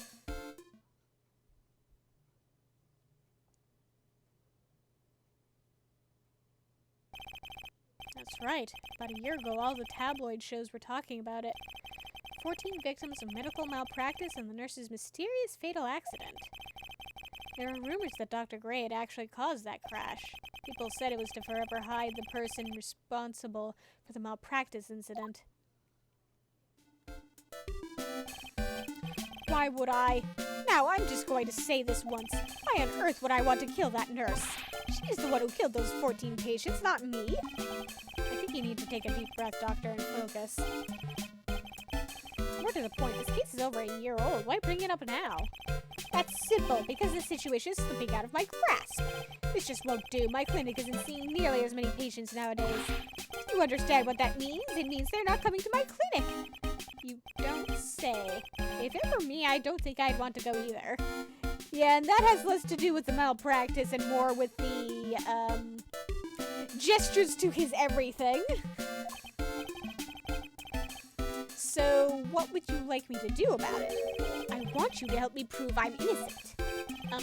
do realize I'm a lawyer, not a private investigator, right? No, this is something only you can do. Maya Fey, you know this girl, correct? Maya, why would he know her name? I heard you were working under her for a little while. Well, yes, I mean, hey, wait a second here. I worked under her?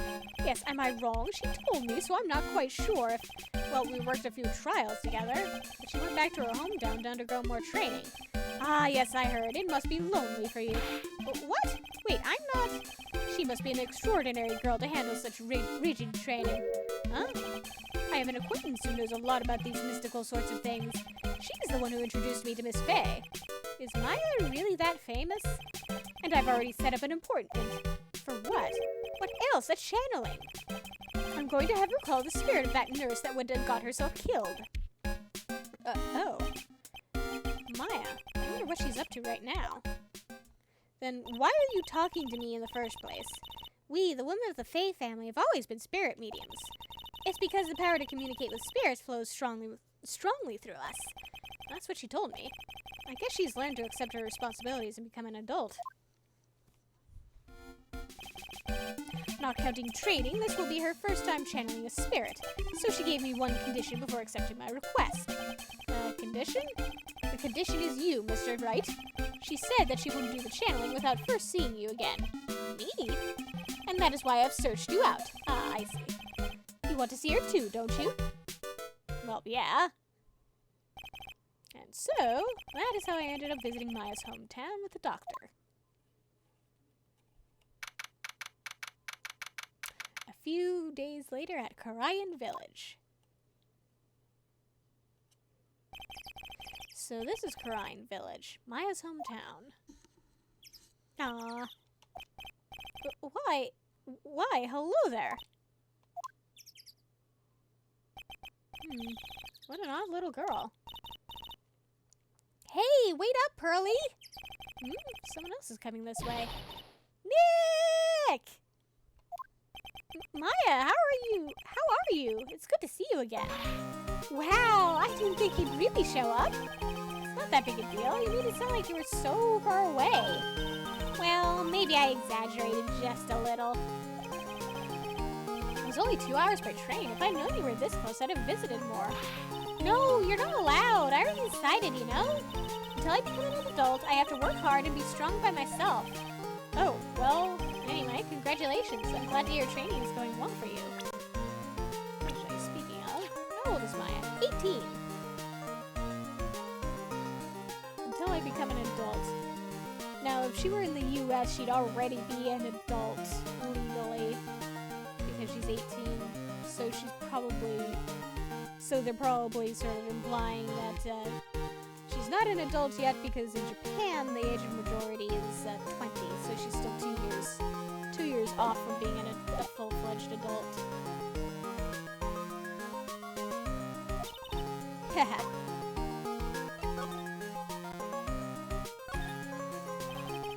Looks like you finally become a full-fledged medium taking on your first job.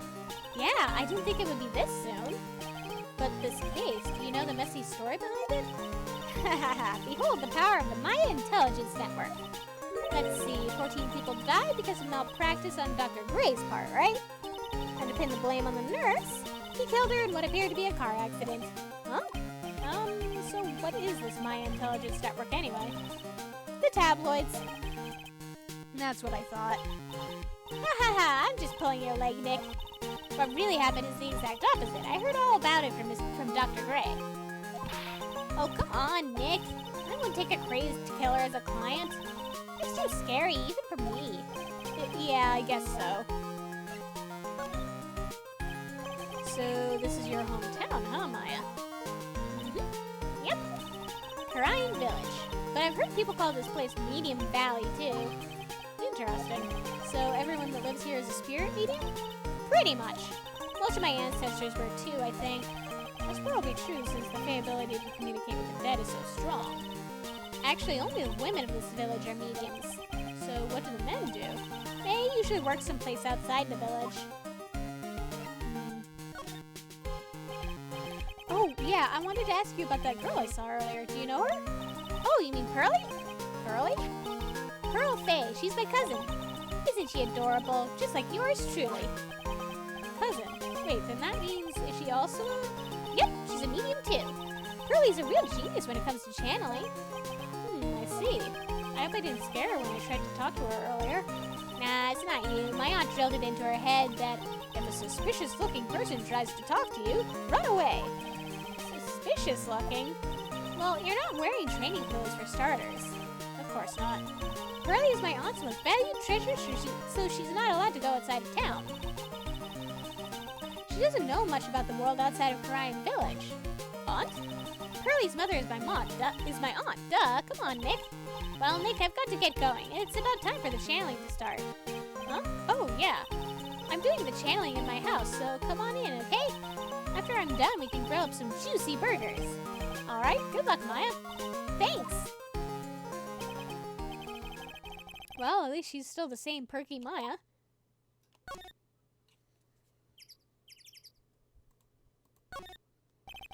A giant rock that seems to be reaching for the sky. Its origins are written on a beat-up old sign. Looks like this giant rock is called the Kurain Boulder.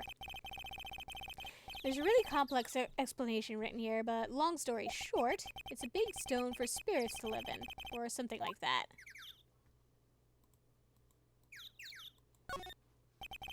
An old bus stop. It says Kurain Village on the signpost. The buses seem incredibly inconvenient since they only come 3 times a day. Talk about remote. Rustic thatched roofed houses where the other villagers lived line the street. They're nowhere near as large or as nice as the manor in front of me. It's kind of odd that I don't see any of the other villagers walking around, though.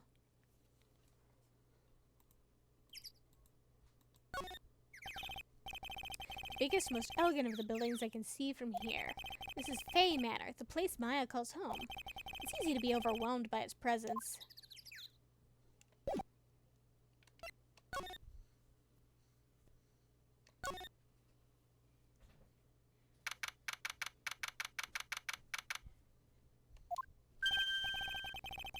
Ah, Mr. Wright, I'm so glad you showed. Some nice weather we're having today. Aren't you happy? No, not at all. That stupid weather girl made the wrong call again. It will rain cats and dogs today, she said with a straight face. I can't believe they allow such misguided reports on the public airwaves. Looks like talking about the weather with this guy is just asking for punishment. But anyway, this is a splendid manor. No argument there. It's hard to believe that this is Maya's house, though. I was given a guide map to this building. Here, Mr. Wright, I have a copy for you, too. For you, too. Thank you.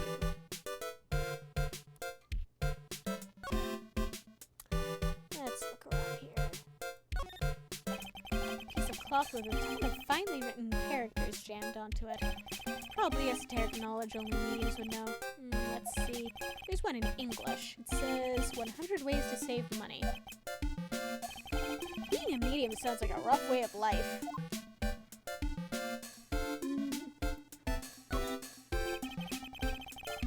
The door that leads to the channeling chamber, the place where spirits and people meet.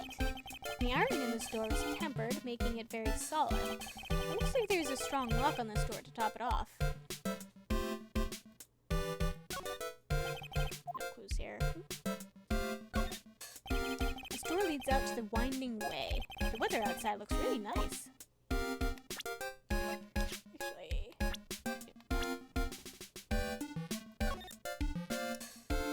So, we're in the meditation room, channeling chamber corresponds to that. Winding way is off that way. So, there we go.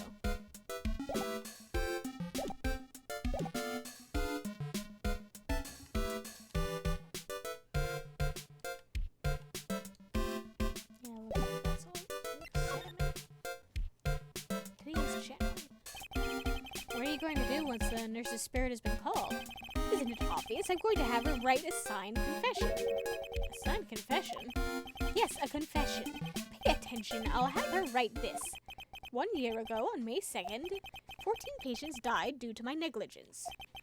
And then on May 24th, I fell asleep at the wheel and died in a car accident due to my further negligence. I'm sorry and I apologize for being negligent. That's what I'll have her write. With the confession, the rain falling on my soul can finally stop. Oh, I see. So, how did you hear about Maya Fey? I heard about it from an acquaintance, a girl studying the occult at the college. That girl introduced me to this village. This is the home of the Kurain School of Channeling. The home, huh? And Miss Maya is a daughter of the master, I hear. Master? Anyway, do you see that door? That's the room where people and spirits meet. Miss Maya's aunt is in there right now. Would you care to meet her? Yes, I would.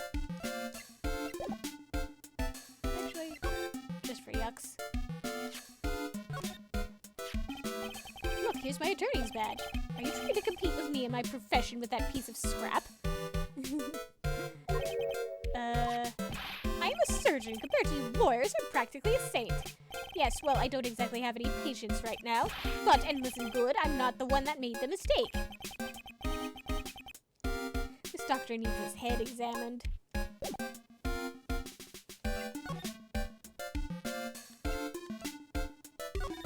I'm gonna hit the winding way, because I know where I'm supposed to go, but my gaming instincts say, don't go there yet! Don't advance the story yet! Wow, this garden is really breathtaking. Someone put a lot of love into it. What is that over there? Is that an incinerator? Well, it looks a little out of place in a garden like this.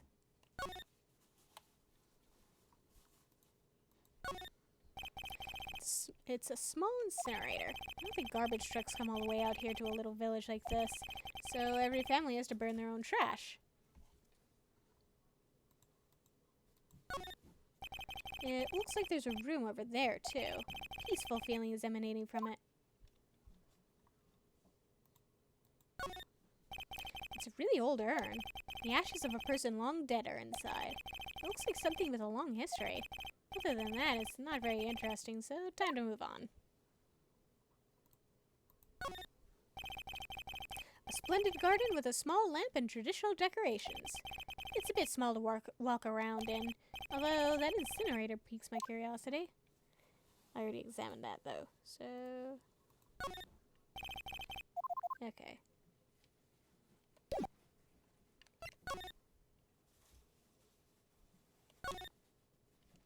Let's go to the side room, then.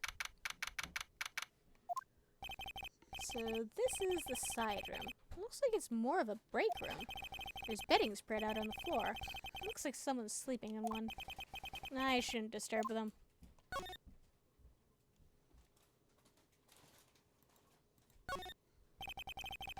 This is the first time I've seen a sliding door like this in person. From here, I can see the winding way and the little garden in the courtyard. It's a small alcove. I have no idea what it's supposed to mean or symbolize. If I had one of these in the office, it would end up as storage space. Here, it's decorated with some pretty flowers and a beautiful hanging scroll. It's a decorative wooden bear sculpture. There's a plate attached to the base. Kurain Village, the heart of channeling. What the? It's a souvenir. So does this mean it's easy to spot bears here? And for them to spot you? Gulp.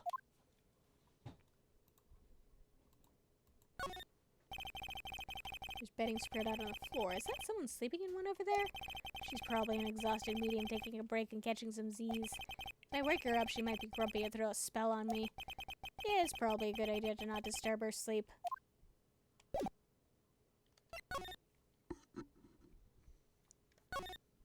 In that case, let's head out.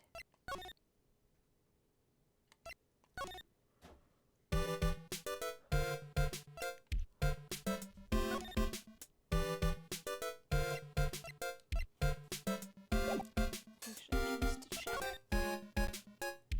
Yeah, he's got nothing else to say.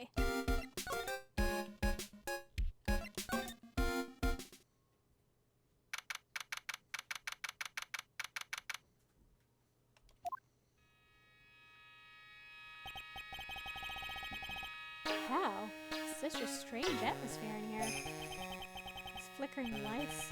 I guess they're candles. Good sir, who might you be? My name is Phoenix Wright. Oh, you must be that good sir. Good sir? Is she talking about me? You are a lawyer, are you not, good sir? I have heard much about you from Mystic Maya. Is that so? Mystic Maya?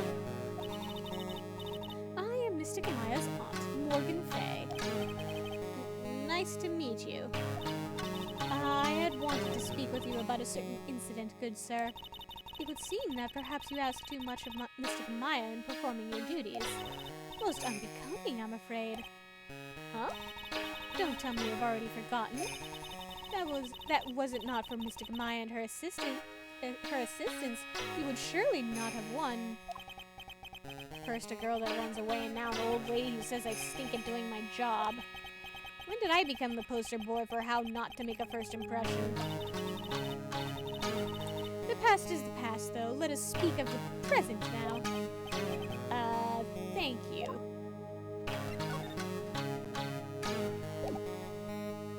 Let's examine this room first. This folding screen is really showing its age. All of its edges are a bit tattered. The lettering is fading too. I think I recognize a few of the characters on here. Kurain. I'm pretty sure that's what it says. Maybe I'll ask Maya about it later. There's some empty space behind the folding screen. The light of the candles can't reach back there, so it's completely dark.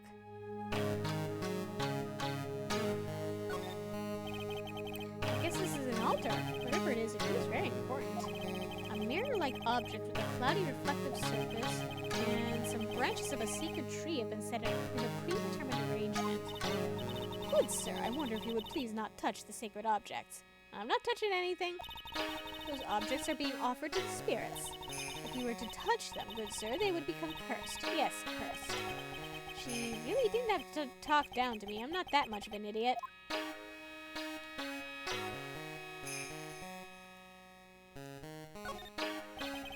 This is where the medium sits, I assume. There are 4 panels of this flooring. Straw on the flooring feels a little damp, probably from the humidity in the air.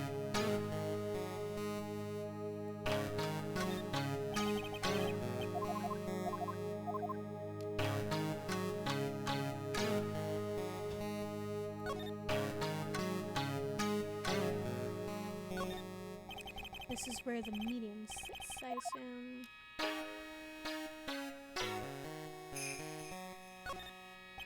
The meditation room is on the other side of this very heavy-looking door. There's a giant iron lock where the handle is. It feels like a curtain that separates the normal world from the spirit one.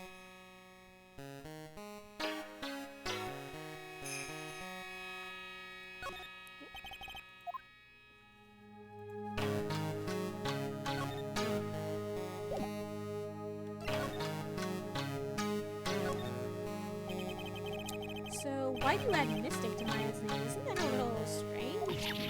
Good sir. Yes? How dare you be so rude and disrespectful towards Mystic Maya? I'm sorry. She must be addressed by her proper title, good sir. You must call her Mystic Maya. So about Mystic Maya, it is the blood. Excuse me? Blood? Mystic Maya carries the blood of the Master. In actuality, she is the only one remaining. Only one remaining? What's that supposed to mean? Mystic Maya is the last of the rightful heirs of the Kurain channeling technique. Okay, then where do you stand? That is a little more complicated. Although a woman of the Fey family, I am merely a member of the Branch family. Branch family? What's that? It is as it sounds. For a member of the Branch family, no matter her spiritual power, she can never become the master of the Kurain school. So, how strong are you? It is a shame, however, I will admit, I cannot even begin to compare the lowliness of my power to the Master's. So that's how it is. So today's channeling will be her first? Yes, good sir. Because the spirit of a person who dies in a traffic accident is usually very strong, it is usually easier to call that person to our world. Traffic accident indeed. The channeling will take place here in this channeling chamber, good sir. As you can see, I am in the process of preparing. So this room is the channeling chamber? The place where a spirit medium speaks with those who have departed. I don't suppose you'd mind if we observed the session. Do not even think of such nonsense. Only the medium and the client may enter here. Oh. The secrets of the Kurain techniques cannot be seen by just anybody. And that never stopped Maya from doing it in front of me before. It is also for your safety, good sir, if something were to go wrong. That is why, while channeling is being performed, that heavy door is securely locked. Oh, that's what the lock is for. Oh, yes. I wonder if you have yet to meet Pearl, good sir. Pearl? She's an adorable, angelic young girl. Oh, that odd... She is my daughter. Now then, what was it you were about to say? What a cute daughter you have! A pure heart that knows not of the evils in this world is a powerful thing, good sir. Please refrain from affiliating with her, I request. Well, it's not like I had the chance to anyway. I must insist and stress that you do not let it occur. Okay, I get it.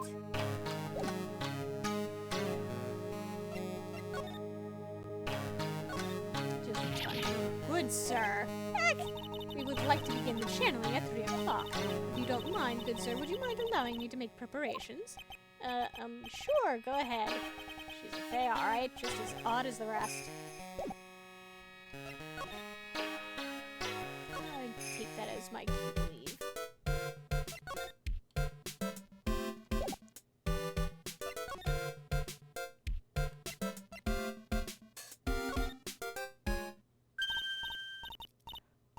Hey you, hold on now. This gal's got a few questions to ask. I'm sure I've heard that southern accent somewhere before. Oh, well, I'll be. It's Mr. Phoenix Wright. How you been? Haven't seen you in, what, a year? You are, lot of hair. Lot of heart. You're a lot of heart, right? Bingo! I'm the one and only paranormal photographer, a lot of heart. Ah, so I guess you're still at it, being a photographer, I mean. Of course! And today I'm gonna get myself a real scoop. You wait and see. Oh, that's right! This ain't no time to be wasting time. The channeling's about to get started. Is it that time already? We all should hurry up and get to the meditation room. What are you waiting around for? Come on! Lot of heart, huh? I've been judging her harshly because of that case, but I guess looking back, we had some good times too.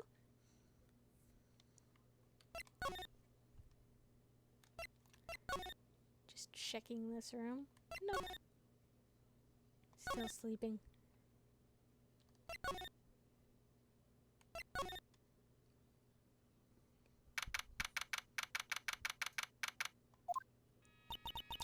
We will now begin the channeling. Mr. Kamaya and honored guest, please proceed into the channeling chamber. With this, I can finally swat all those pesky flies once and for all. You hear me? You hear me? They won't be able to say a single bad thing about me after this. You would love to hear them apologize, wouldn't you? Wouldn't you, Mr. Wright? Me? Oh, yeah, I sure would. Mr. Kamaya, do you have the channeling chamber key? Yep, right here. That is most satisfactory. That key is one of a kind, so please take care of it well. It'll be fine, Aunt Morgan. I won't lose it, trust me. Okay, Dr. Gray, let's get started. Finally, let's go!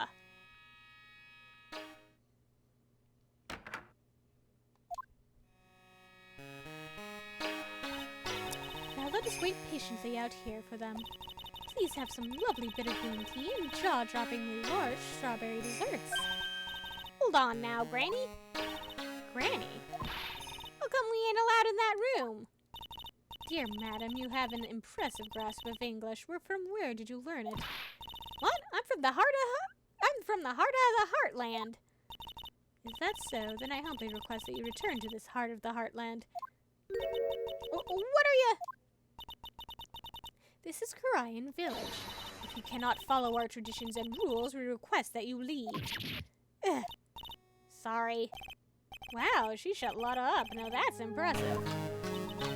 Now then, let us wait.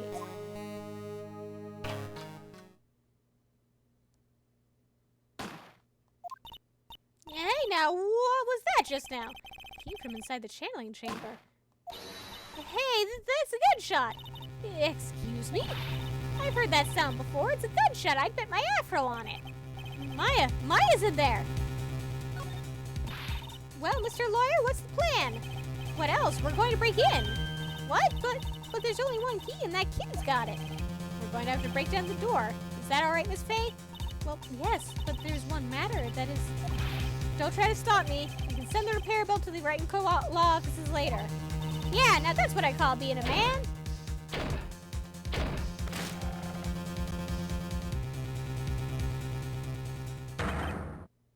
Dr. Gray! I was murdered. Maya? That man murdered me. So I killed him. What? Lotta, at a time like this, times like this are perfect for stepping up shots. But anyway, what's going on here? This gal, is she Maya? Step away from there. Please leave this area to me. Go quickly and inform the police. But, hurry, before there are more victims here. Hey, let's go, city boy. Leave this to the granny. Well then.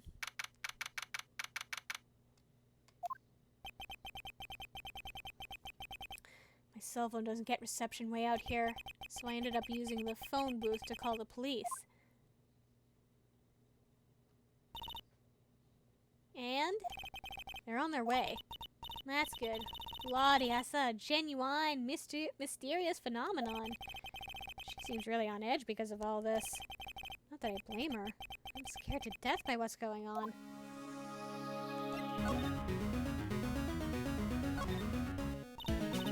Hey, mister. That gal, Maya, she wasn't the one that pulled the trigger, was she? Oh, yeah. Maya doesn't know that when Maya's channeling, her whole physical appearance changes. And again, weren't there only the two of them in there? I reckon she must have done it then. Lotta, what do you know about Dr. Gray? Not much, but I did some digging. That's one gent with a bad reputation. Really? I hear he's good at surgery and stuff, but his personality stinks like wet sheep. I sort of got the same impression myself. He's real controlling. As soon as his nurse or patients don't do what he says, he starts a hollering. Must have been real rough to work for him.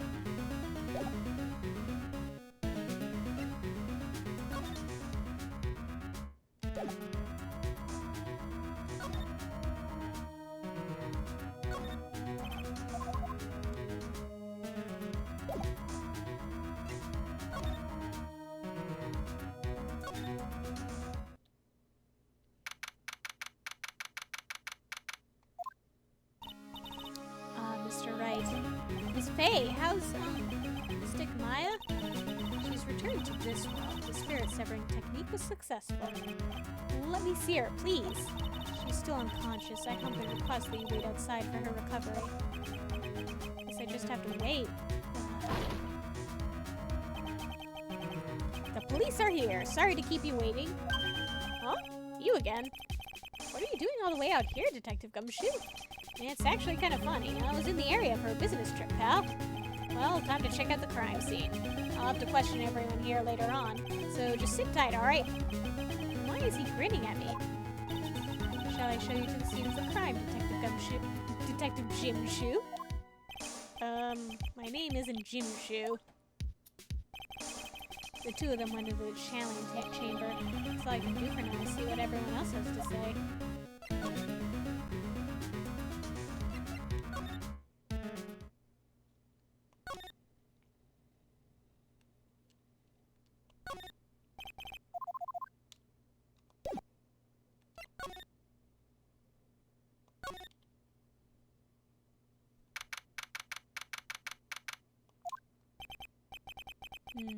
Pretty sure there was someone sleeping in here earlier. Like, how can I help you?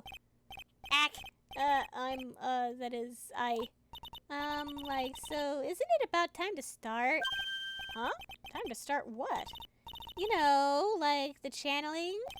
Channeling? Oh, no, actually the situation has kind of changed. Huh? Like, what do you mean? Please stay calm, but a murder has taken place. So, like, a murder is that thing where, like, one person kills another, right? Yes, a person has killed another person. Oh, that's, what are the words I'm looking for? It's like totally a bummer. Yeah. After all that effort, that's all she has to say. All she had to say? Oh, I'm sorry. I forgot to, like, introduce myself. My name is Eeny Miny. At the college, I'm researching and studying parapsychology. Parapsychology? That's right. I think people, like, usually call it occult studies or something. Like supernatural phenomenon, ESP, and psychic powers, that sort of stuff. That's pretty out there. I'm Phoenix Wright, attorney at law.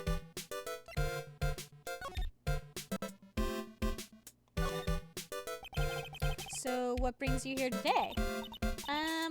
So I was the one who told Dr. Gray about this place. He asked me, like, do you know of a good spirit medium? Dr. Gray did say something about being introduced to this place.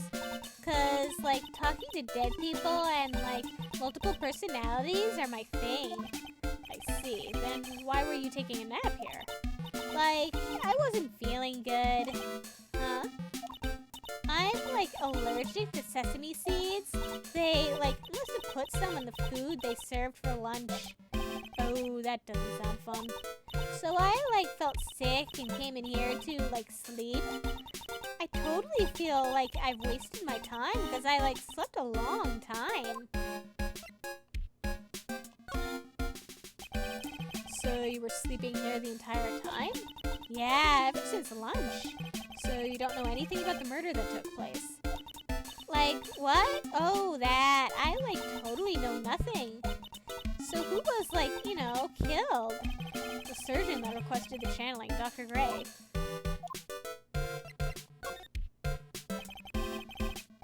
You and Dr. Gray knew each other, right?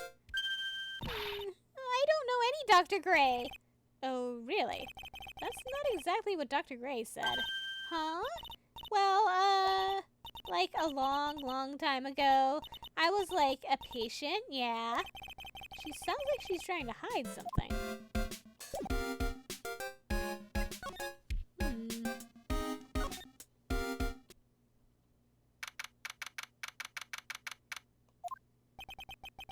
There's no one here, as usual. Huh? Ack! Hey, how are you? You're Pearl, right? Silent as ever. Huh? What's that she's got in her hand? I've seen it somewhere before.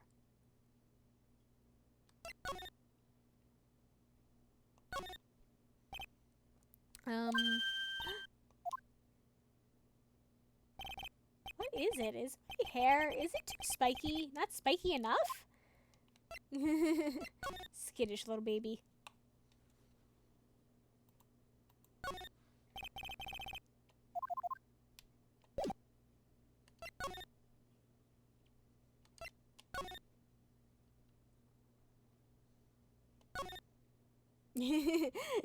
Neon says that clearly he needs to make his hair spikier.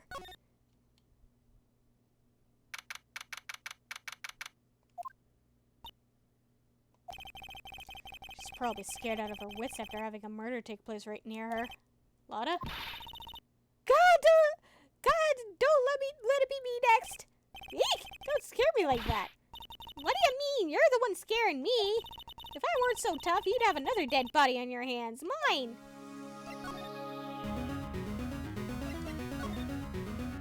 Did you see or notice anything that stuck out at you? Nah. Well, maybe one thing. What is it?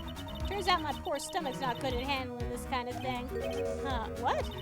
Curses and ghosts and stuff coming back to get ya. This is just too much, I say. What is too much? Being an occult photographer? That's some scary stuff, so I think I'm gonna try being a celebrity photographer now. Going after photos more within your reach from now on? More glamour, less gore? What's up? Oh, yeah! What is it? I took some hot pictures earlier. Huh? Remember? I took some pictures at the murder scene inside. I actually did, too, even. Seance murder. I sure like the ring of that. It'll be a sensational story. Lotta, sorry, but my journalistic sense is burning inside me. Hate to cut and run, but I'm headed back in. Gotta beat those cops to the scoop of the century. I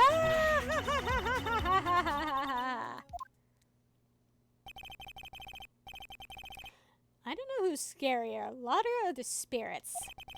Why does it feel like we've been through this before? Deja vu, I believe, is what you're looking the term I believe you're looking for. Neon's like, bye? As a lot of goes cackling all away. The police are busily running her here and there, and I don't see Maya anywhere. Hey, you! Don't touch anything! Look, I really need to ask you some questions. Don't look at me like I'm some sort of uncaring jerk. Tell you what, pal. I'll let you ask me a few questions, alright?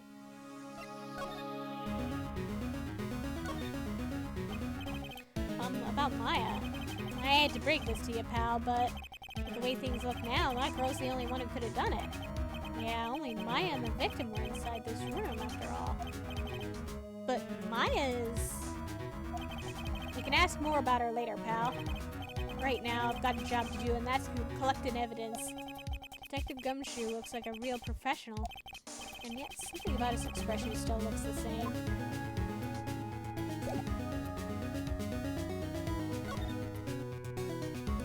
Will you let me examine stuff? Hey, pal, don't touch it without my permission. I'm just looking at it. Hey, I can't be too careful if a kid like her can be a murder suspect now, can I? Well, I guess if I want to search this room, I'm going to have to come back later. Yeah, okay, that's fair. Just for the shot. Cause of death. So, Dr. Gray was shot with a gun, huh? He was shot in the forehead. But he was also stabbed in the chest with a knife. A knife? After being stabbed, the final blow was a shot from a gun. It seems a bit like overkill.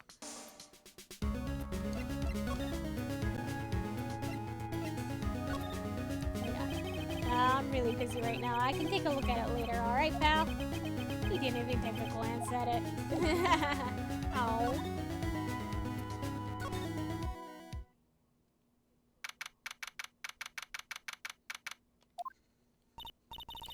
Oh dear, madam, you have such impeccable timing. Like, what's all the buzz? Ahem. Alright, everyone, listen up. You too, pal. I'm gonna give you all a brief update. Right now, it looks like the investigation's not going to be done until real late. That is a terrible shame. I propose that everyone sleep here under the roof of the Fay Manor tonight. Oh, what a mess. I can't believe how crazy this day turned out. Maya was arrested and taken away by the police, and I don't see myself getting any sleep tonight.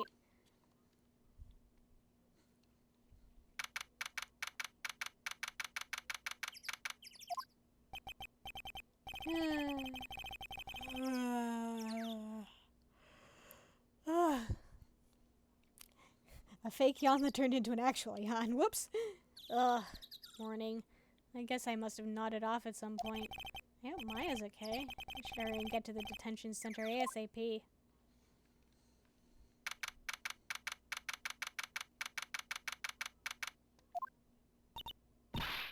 Nick! Hi.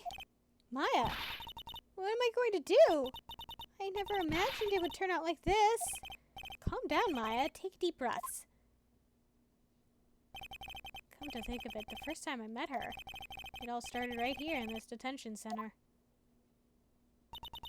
I finally get to see you again, and it's not your fault. You didn't do it. No, I did it. I killed that person. But that wasn't you. It doesn't matter. It might as well have been me. I was too weak, and I couldn't control the spirit's power, so... I don't want to bring up the case quite yet, but You don't have to be nice to me. I understand. Oh, Maya, honey. So, you're the master or something of the Kurain School of Channeling? Actually, my mother is for now. But since that title has passed from mother to daughter, I guess I will be someday. But many people think that channeling isn't real, that it's all just an act. You believe in us, don't you? Yeah, because I've seen it with my own eyes. When Maya's channeling a spirit, not only her voice, but her whole physical appearance changes. Neon says, Maya, we are friends and we love you. Yes, all of that. It's a supernatural phenomenon that occurs every time.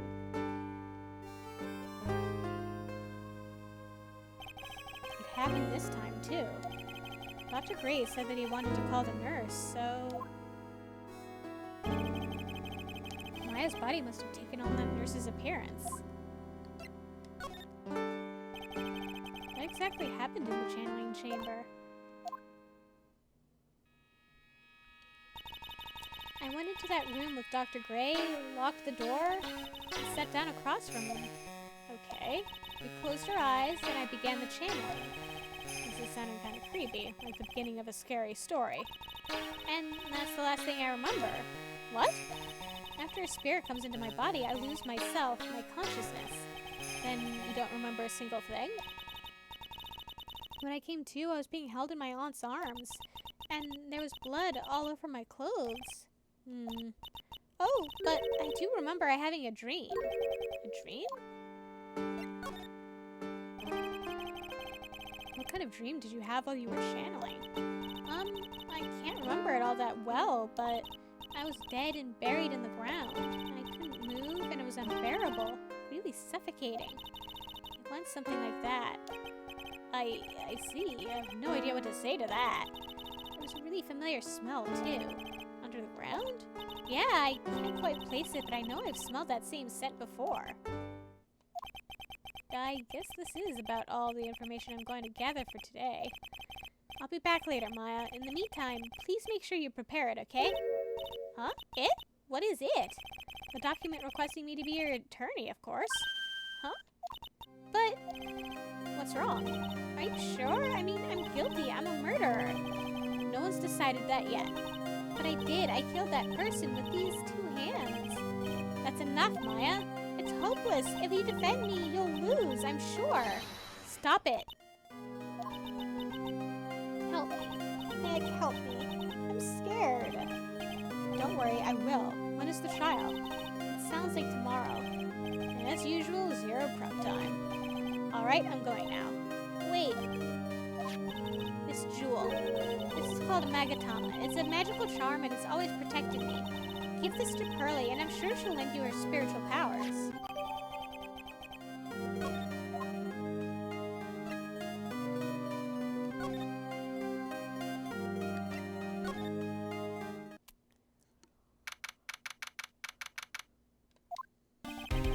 I have to save Maya no matter what.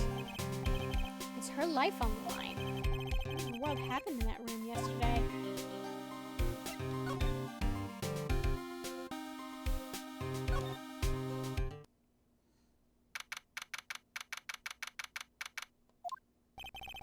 Meditation room nurtures all mediums, young and old. Even mediums in training, I'd wager, but it's pretty deserted today. Probably because of the murder yesterday. Yeah, that'll clear out a room.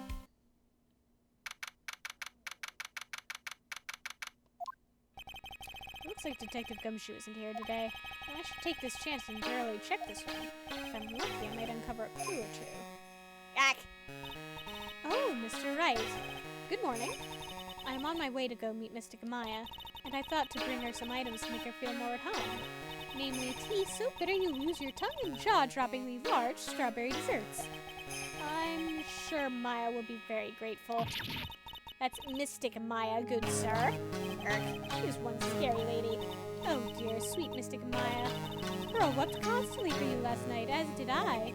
I know it's important for me to search the site, but I should ask her some questions too while I have the chance.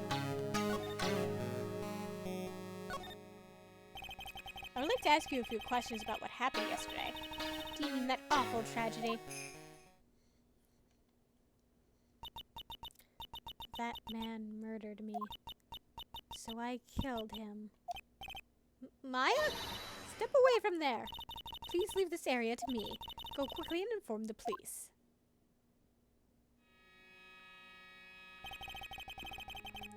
What happened here in this room after I left? Well, first I struck Mystic Maya on the head. To make her go unconscious, correct? That is correct. Next I performed the spirit severing technique. Spirit severing technique? The spirit of that nurse was inside of Mystic Maya's body.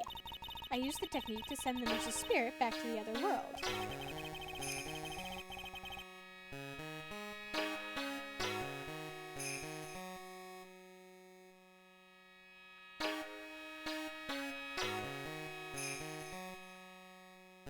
I wonder if this kind of testimony is even admissible in a court of law. Good question. By the way, what is this room exactly? The channeling chamber? This room was created for the sole purpose of preventing such a tragedy as yesterday. What do you mean? Sometimes, when an inexperienced medium calls in a especially strong spirit, that spirit may become violent and revolt, as you witnessed yesterday. Revolt? But how? When a spirit enters a medium's body, she loses her will and herself steps aside. To put it another way, the spirit is borrowing the medium's body, good sir. But isn't that extremely dangerous? An experienced medium has little problem controlling a spirit. But Mystic Maya, that was her first channeling. And that was why I insisted on locking the door. However, I never thought that would be calling danger upon the client himself. I'm grateful that one of our heirlooms was not damaged in this horrible incident. And it is that folding screen there. It is the Kurain Sacred Writings. Along with the Kurain Sacred Urn, they are this village's most treasured possessions. If I ever found out that something had happened to either one, oh, the inhumanity. Odd for her to be worrying about the folding screen at a time like this. I guess this isn't just a dilapidated little screen after all. So, how is Pearl today? Mr. Wright. Yes? In this world, Pearl is my most treasured possession. When compared to even Mystic Maya, Pearl has the spiritual power to become a master. That's very impressive. Until now, the women of the Branch family have thought themselves to be inferior. But Pearl is different. Her spiritual strength is so great, even greater than some of the main family. Yes, Pearl is a channeling prodigy and is the pride of the Branch family. Wow, she's really fired up now. In any case, our world is so different from yours, perhaps it is best for you to quit, good sir. Quit? Quit what?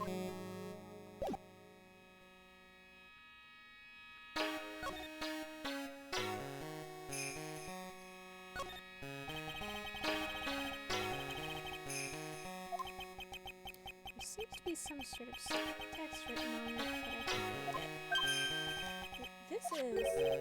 It's a hole. Could this have been made by a bullet? Well, then I do believe it is time for me to take my leave. Alright, please tell Maya I said hi. What was that? Mystic Maya. I will tell her.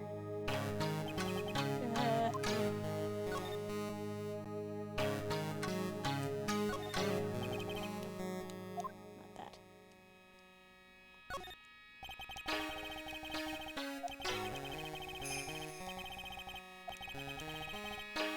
I hope no one is hiding back there. Hint, hint. This is where the meeting sits, I assume. That's what panels.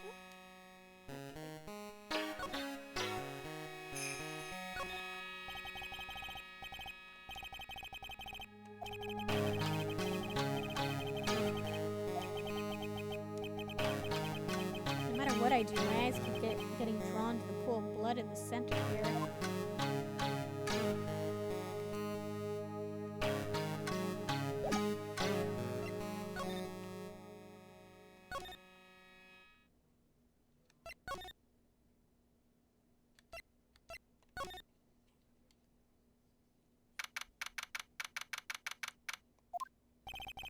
Little Pearl isn't here today. Maybe she's at school?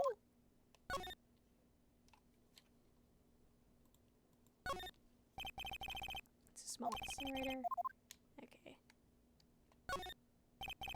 really old urn. No, no, no, no.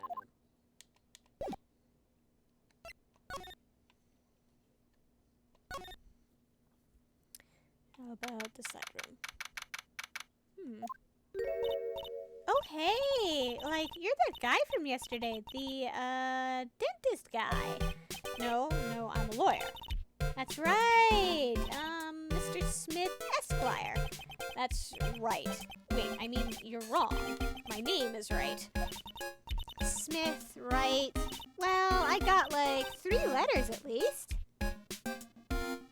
Yeah, 3 of them. I don't think she gets the point. Anyway, why are you here?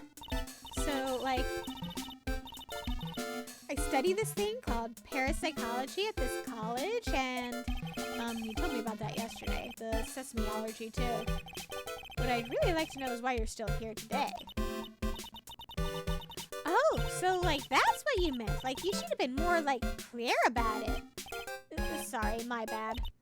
No, it's okay. Like, it's really... Huh? That's it? Why'd you stop mid-sentence? Did I? So, like, what was I talking about again?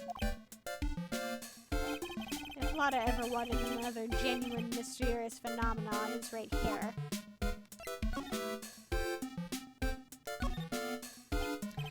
So, why are you still here today? Like, there's so much for me to, like, study here? Like, what? Like, the medium's training, or, like, how they inherit their spiritual power? I suppose this village is the real thing, after all. So, like, I asked if I could stay here for, like, a little longer. She sure seems like the carefree type, at least on the surface. Have you heard about the murder? It's, like, totally scary, she says, with a silly smile plastered on her face. So, do you know anything about it that might help? Somehow I don't think she has a grip on reality, let alone what's going on here. About the victim, Dr. Kurain. I don't know who you're talking about. Like, wait, I think you asked about him, like, yesterday, too? That's right. Or actually, yesterday when I asked was...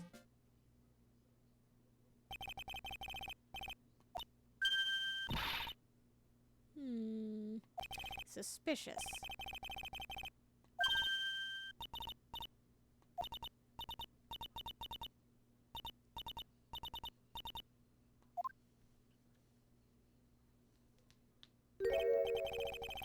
Okay, she's definitely hiding something from me. Like, is something wrong? Actually, wait, no, don't leave yet. There's a thing here that I should examine. Now, where did this box come from? I'm sure this wasn't here last night. It's like a box for storing clothes, but it's pretty big for just clothes. It's mostly empty, but a few folded pieces of channeling costumes sit at the bottom.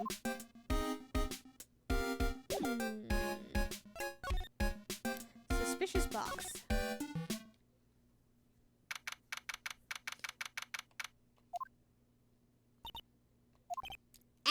You surprised me. And how are you today? I guess she isn't open to friendly chatting. Huh? She's still holding something in her hand. It looks like the same thing she had yesterday.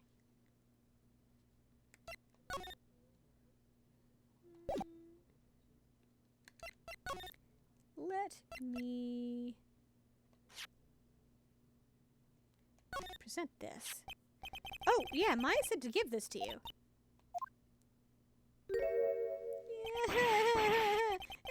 I'm in trouble now. Morgan sees us like this. I'll be the next one they're channeling. That's Mystic Maya's. Huh? She actually spoke. Who are you? I'm Phoenix Wright. I worked with Maya.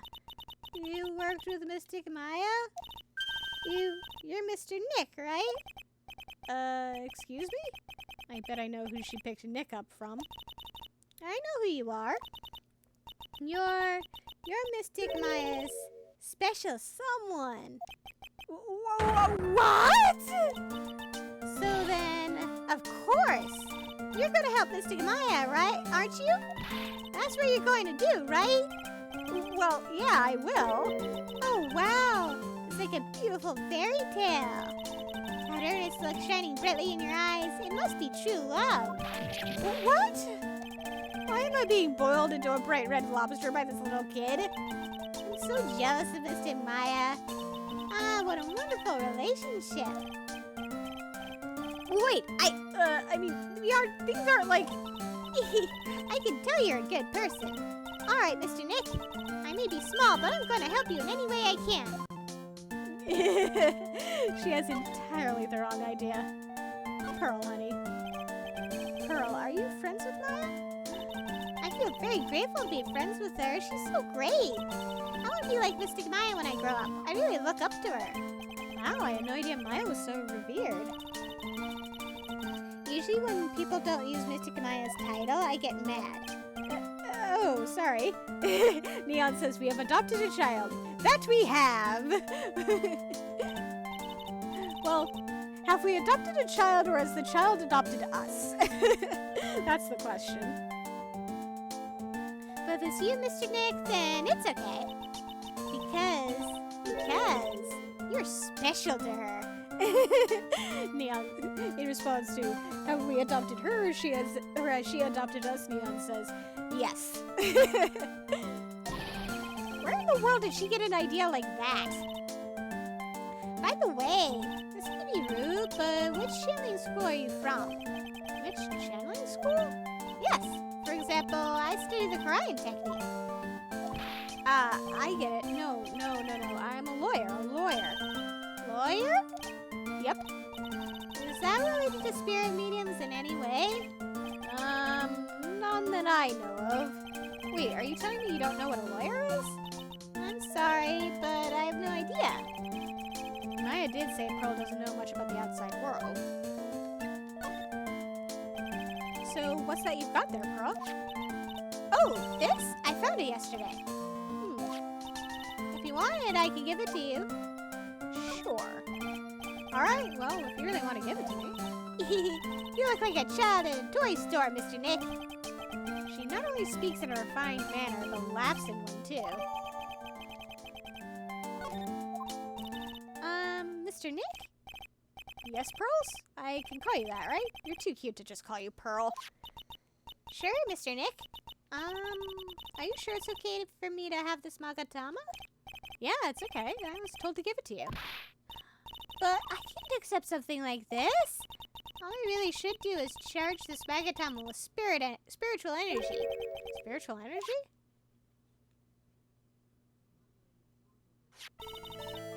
Please take this. I'm sure it will be helpful. What do you mean? It will let you see people's secrets. See people's secrets? Yes. And if it's all right with you, I would like to accompany you for a little while. I can explain the Magatama's power to you when we meet someone hiding a secret. I think we know someone who might be hiding something.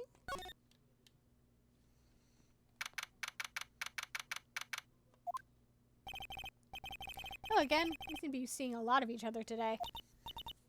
Aw, she's like totally cute. Is she like your daughter? What? No! How old do you think I am?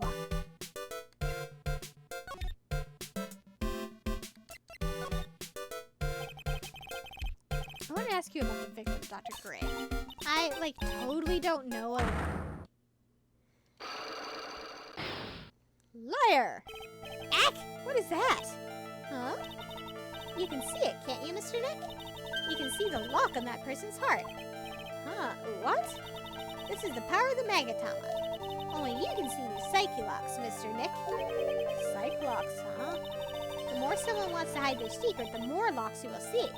If it's only one, I think you can easily unlock it. Unlock? But how? Please use Mystic Maya's Magatama on this person. And let's remove the lock. I have no idea what she's talking about, but guess I'll give it a try. You must be careful though, Mr. Nick. If you make a mistake, it will hurt you. If you don't think you have the proof you need, you must have the courage to stop. Well, I've got to start somewhere. Let's give the Psycholock thing a try. Neon suggests jam a key into their chest and twist. I mean, that's basically what we're doing, isn't it? Take that!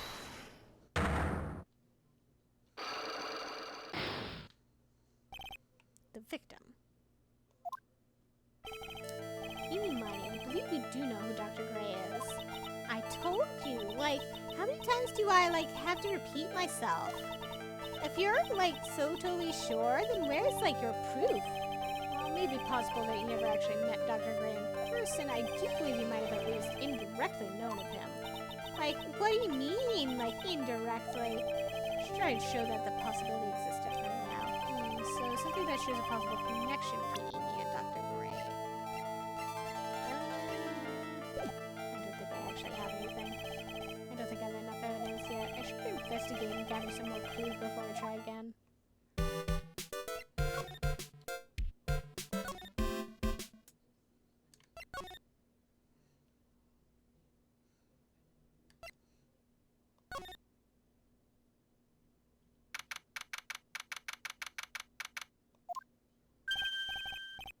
Hey, it's you, pal. So you're going to be our liar, I bet. Yep. Oh. I really feel bad for you, pal. Just this once, I wish I could be on your side. Detective Gumshoe. Yeah, but I shouldn't be saying that kind of stuff to you. Hey, you're a cute kid. Haha, I'm not scary, honest. Wow, I never knew Gumshoe liked kids. Hey, I know. I'll show you something cool. How's this? It's a real, genuine pistol. Detective Gumshoe, what are you doing showing her something that dangerous? Oh, sorry. He means well, but come on, man.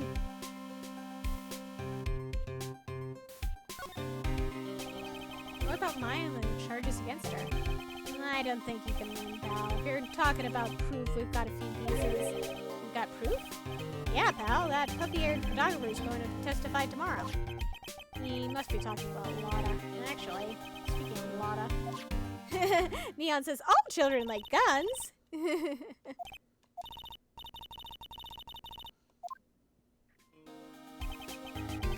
Lotta's hot pictures. I wonder what a camera captured. Besides, you must have realized by now, pal. There's no way anyone other than Maya Fey could have done it. What am I supposed to say to Pearls now?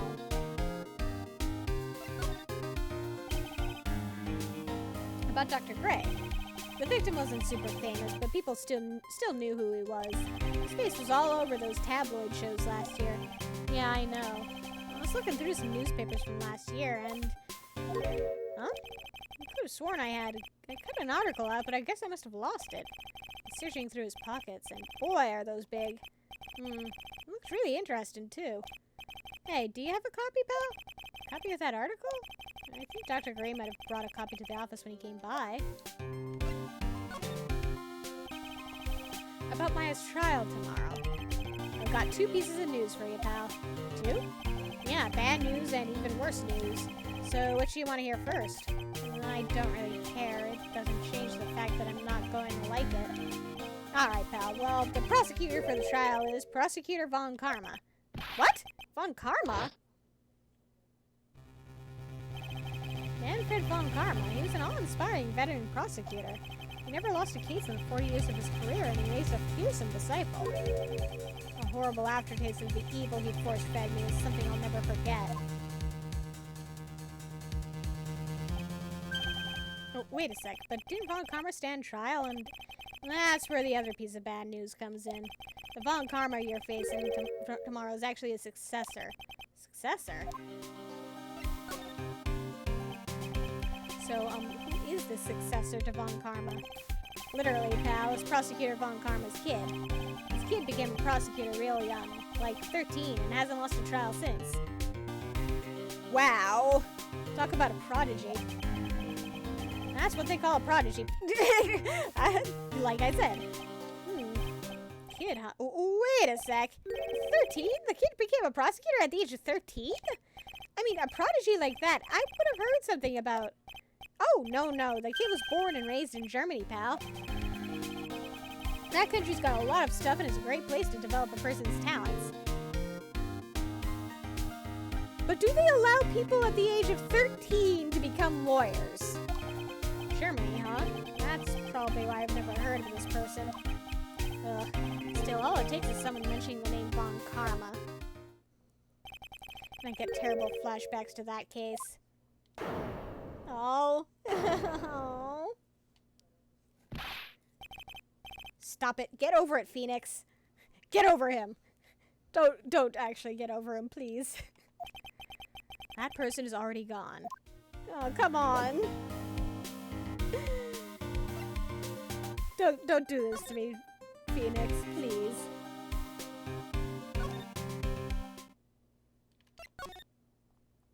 So let's zip back to my office.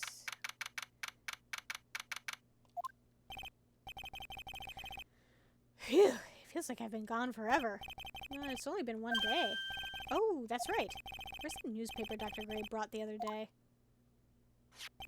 Ah, here it is, right on top of my desk. This is the only thing you left behind that's going to be of any help. Here we go. And let's take a look. 1 year ago on May 2nd, 14 patients died from malpractice at Gray Surgical Clinic.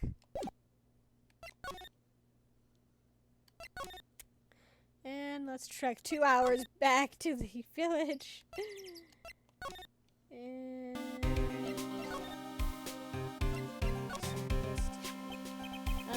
Dr. Gray brought this over to my office the other day, and hey, it's that news story, the one about the malpractice suit.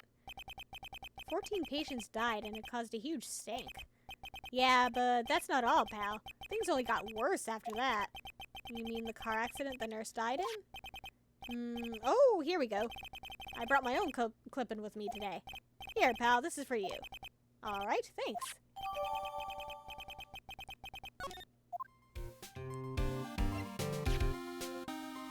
Mimi Miney, nurse at the Gray Surgical Clinic, died after falling asleep at the wheel.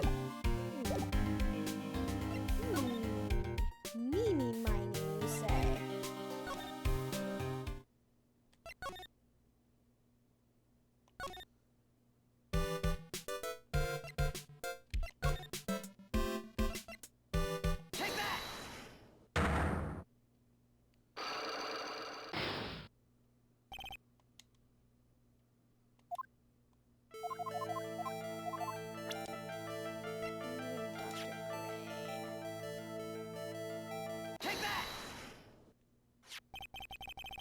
Take a look at this newspaper clipping.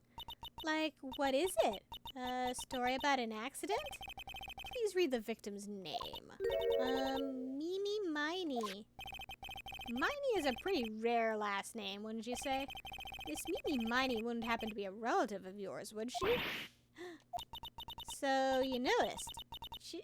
She was my older sister. I'm sorry about your loss. Your sister, was she a nurse, perhaps at Dr. Gray's surgical clinic? Gray Surgical Clinic. I don't think I need to tell you that the clinic was run by the victim, Dr. Turner Gray. Which is how you knew of Dr. Gray. You knew him through your sister.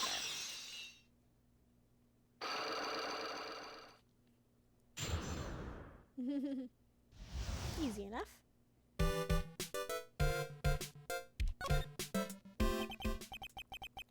Please tell me all you know about Dr. Gray. My sister's name was Mimi Miney. She was like a nurse at Dr. Gray's clinic. That's what I thought. I heard that like Dr. Gray was really tough on people, like a total slave driver. My sis was like always coming home totally wiped out because she was overworked. Wiped out? So is that why she fell asleep at the wheel? That guy like drove my sis so hard, so like that's why the accident happened. The one where 14 patients died from malpractice? Yeah, like I think that was the doctor's fault too. My sis was pushed by like everyone's expectations and like her duties and stuff, and that pushed her to her death. Oh, I'm sorry. So like, are we done? I've like already told my story to like everyone. You understand now, Mr. Nick? This is how a psych lock works. Well, I don't plan to pry into people's hearts unless I absolutely need to. The lock this time was pretty easy, but you might meet people who aren't as willing to give in later on. If you don't have enough proof, be careful and know when to stop trying.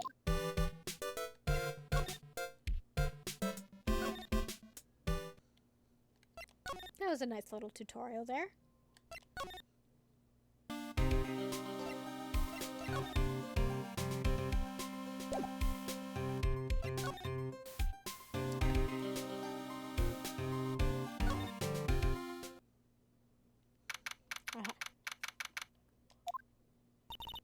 Mr. Nick? What's wrong? I've never left Kurain Village. Really? Wow, that's pretty amazing. You are going to meet with Mystic Maya, aren't you? Please tell her I said hi.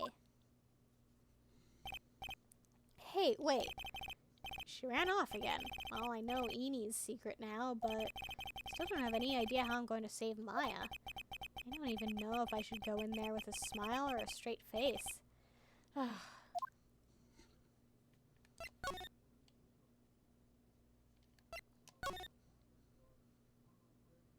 Well, let's go say hi.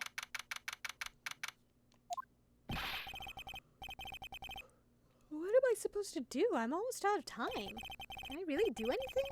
Can I really save her? Sorry to keep you waiting. Huh? Must be Maya. It's been a long time, hasn't it, Phoenix? That voice. Mia! Even without me being here, it looks like you've learned to stand on your own.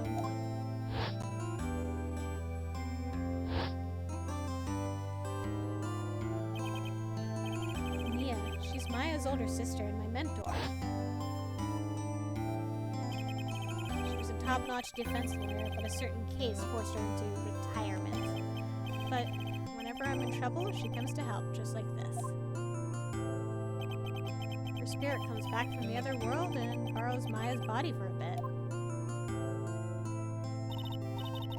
Phoenix, you can't make that kind of face in front of your client. A lawyer is someone who smiles no matter how bad it gets, and especially when it's bad. Mia, you can't smile at the end if you haven't been smiling the whole way there. In any case, the face you're making now is no face to show a client, Phoenix. So, tell me all about it. I'm going to guess that my sister's in a lot of trouble again. I told her everything about what had happened in the last 2 days. Mia closed her eyes, deep in thought, while she listened. I see. Mia, what am I supposed to do? It's pretty clear what a good lawyer does in this situation. And that is? Tell me, please. Believe in your convictions. And fight for the complete acquittal of your client.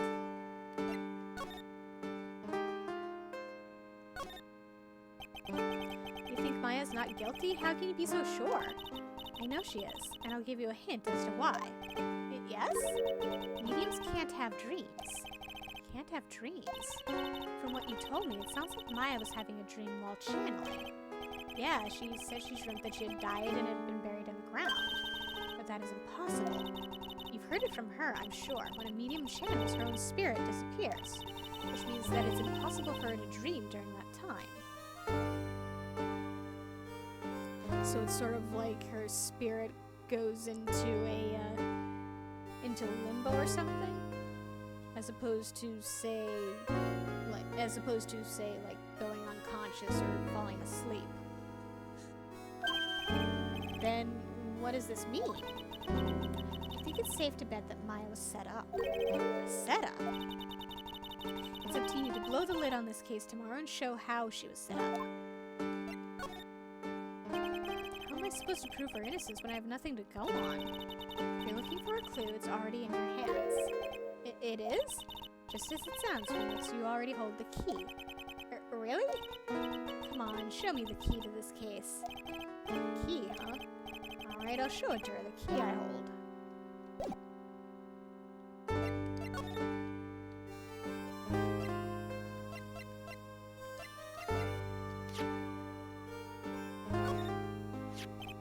Mia, have you seen this key before?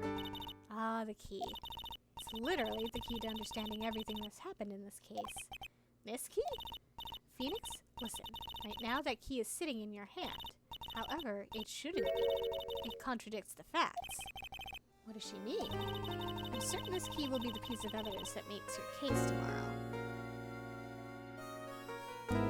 I think I'm already starting to see the logic she's, the train of logic she's going for here. Because we got this key from Pearl. But the big question is, where did Pearl get it from? Because there's no way she should have it. It should be on Maya's person, not, basically, it should be, Mia should be the one holding it right now, if everything was actually, you know, going according to plan.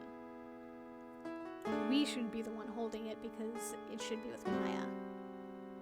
So how did that key leave Maya's possession?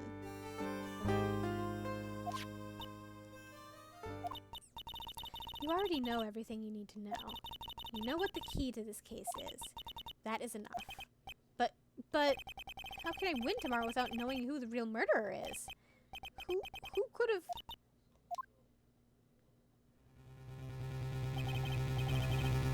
At the time, I didn't know. But this day is going to end with a turn for the surprising.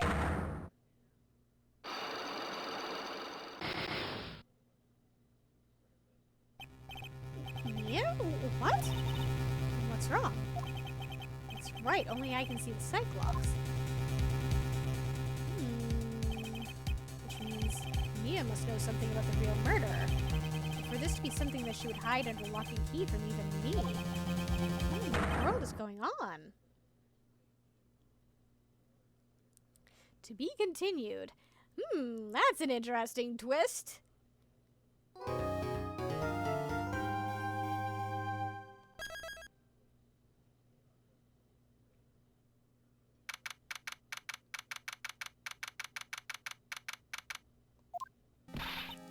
What? Prosecutor Von Karma? You mean... No, I heard it's a successor this time. Successor? Manfred Von Karma, he was a really sinister man. He pulled all sorts of nasty tricks, also he could win. He was a man obsessed with the word perfection. He had a perfect record for 40 long years. Who knows what sorts of dirty tricks he used to get each of those guilty verdicts. And now, his successor, I don't know what kind of person they will turn out to be. It's no good. Mystic Maya! Pearly! You showed up! Thanks for coming all this way. I was really worried about you. Hey, where's your mother? Didn't you two come together? Mother is watching over the trainees. She said they have training for 2 days straight with no breaks. Huh? Then you came all by yourself? Yep, I snuck out of the manor and followed a map. Don't tell me you walked all the way here. Of course not. I ran. I can't, oh my. It takes 2 hours by train. Oh man. Pearly, what about the train? Huh? What's a train? I give up. It's time, isn't it? I'm really scared. What if Von Karma tries to do something to me? They say no, Mr. Edgeworth would be nicer to me than Von Karma. Mr. Edgeworth? Who is that? He's Nick's rival. Well, he's also a friend. Objection!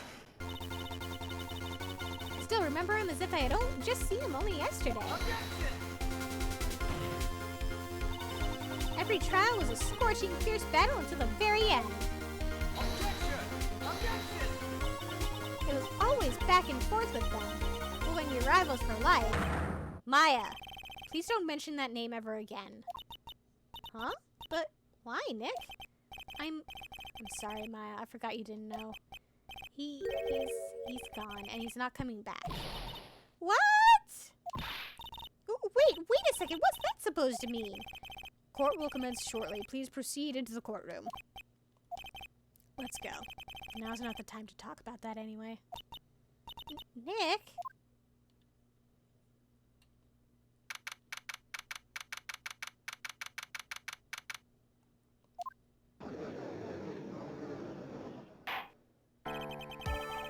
court is now in session for the trial of Maya Fey.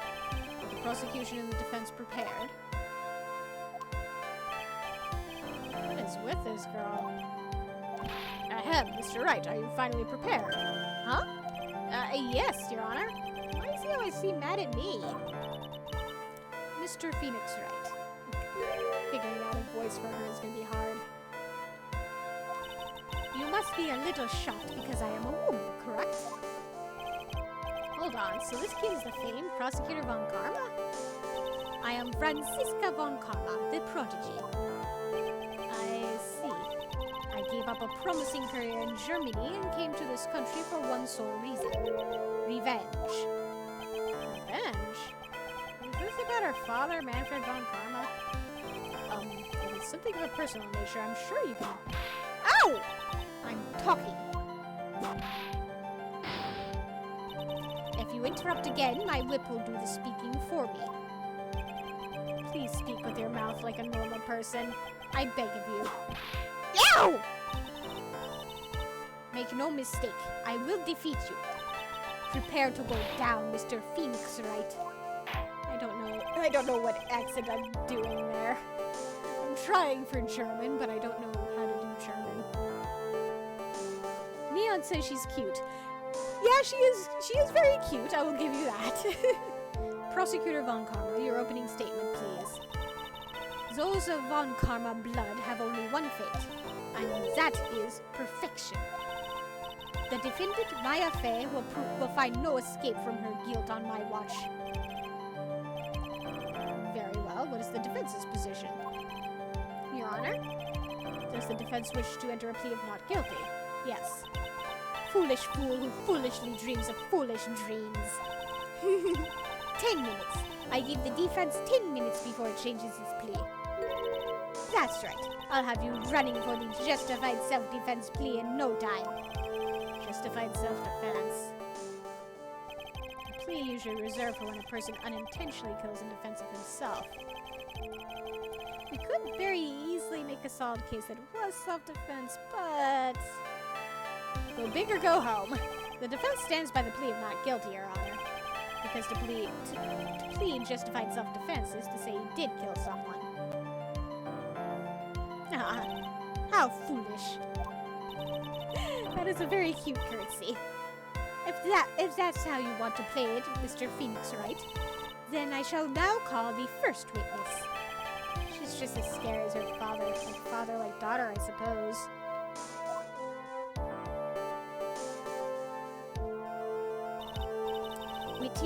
Witness, your name and occupation? Yes, sir. My name is Dick Gumshoe, detective at the local precinct. Ah! Get to the point already. Explain to the court the details of this murder. I don't know how to do a German accent. Yes, sir. If everyone would please look at this map. The channeling chamber has no windows and the door was locked shut. At the time of the murder, only the victim and the defendant were in the room. And what were they doing in there? They were channeling a spirit, sir. Channeling a spirit? The look of disbelief on the judge's face is... Ahem. Anyway, a few minutes after the channeling started, gunshots were heard coming from inside the room, sir. A few of the witnesses broke the door down and rushed into the room. Ah, and that's when they found that the victim was already dead, correct?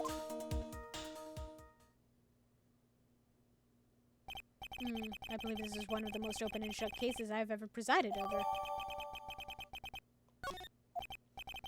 So, how was the victim killed?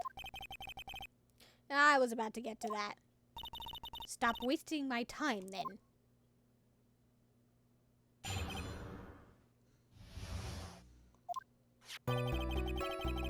The direct cause of death was a pistol shot to the forehead, sir. The shot was fired from point-blank range. But before the victim was shot, sir, he was stabbed in the chest. The wound was very severe, but not enough to cause instantaneous death.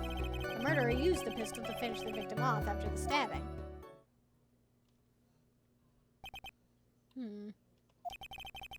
So the victim was stabbed before being shot. This is the victim's autopsy report, sir. The court accepts it into evidence. Mr. Wright, you may question the witness.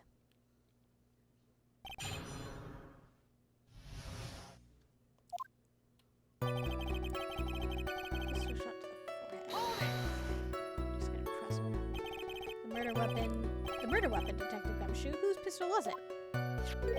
It was the victim's. Victim? Now, why would he have... Objection! Why would he have a pistol? Who cares? The point that you are missing is whose fingerprints are on that pistol. If you're not already paying attention to that, then I suggest you start. Fingerprints? There were fingerprints. Along with the victims, the defendant, Maya Fays, were also on the grip, sir.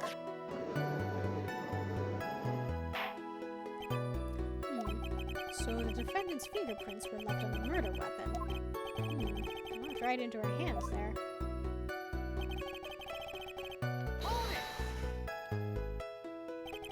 Point blank, huh? So about how far away was it? It was anywhere between 12 to 20 inches away. So 1 or 2 feet. And how do you know he was shot at point blank? Tisk, tisk, tisk, Mr. Phoenix Wright. I grow tired of the foolish foolery of the foolish fools of this foolish country. Excuse me? Gunpowder burn. Gunpowder burn?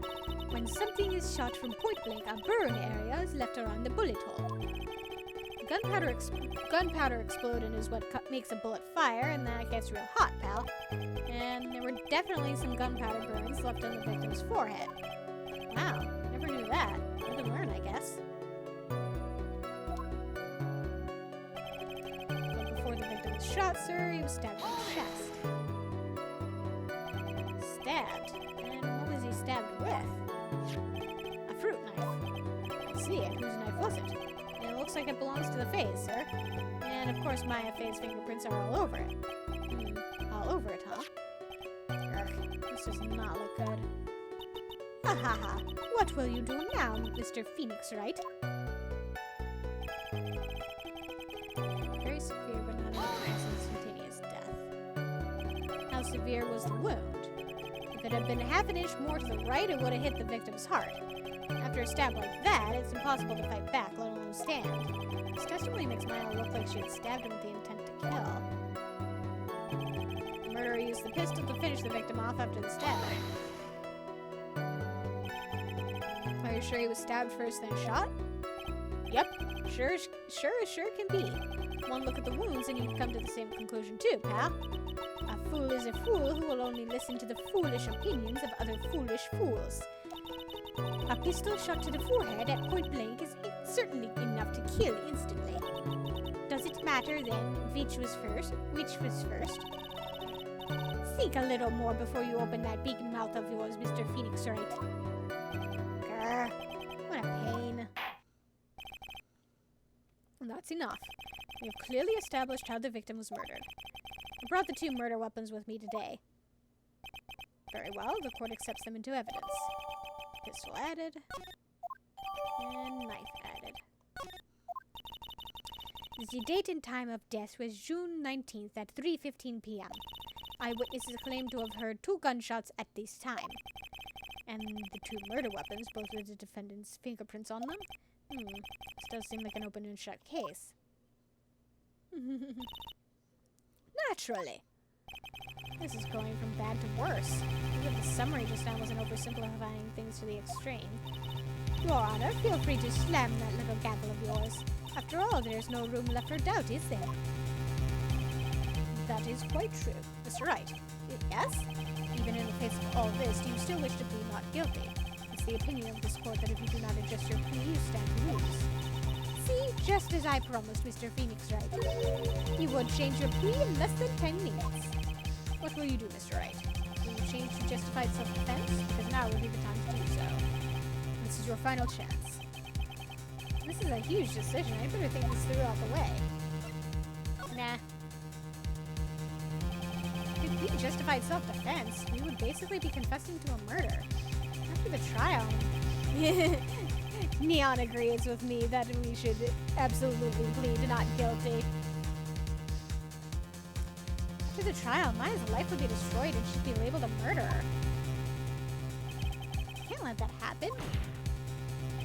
Your Honor, have you reached a conclusion, Mr. Wright? The defense will not change its plea. We will accept nothing short of complete acquittal. You have sealed your fate, Mr. Phoenix Wright. Detective! Yes, sir. Present the final portion of your testimony, the final strike. Yes, sir. Now, see here, proceedings are run by... Eek! Oh, yes, of course. Go ahead, detective, and give your testimony. I think the court would like to hear about the other piece of incriminating evidence.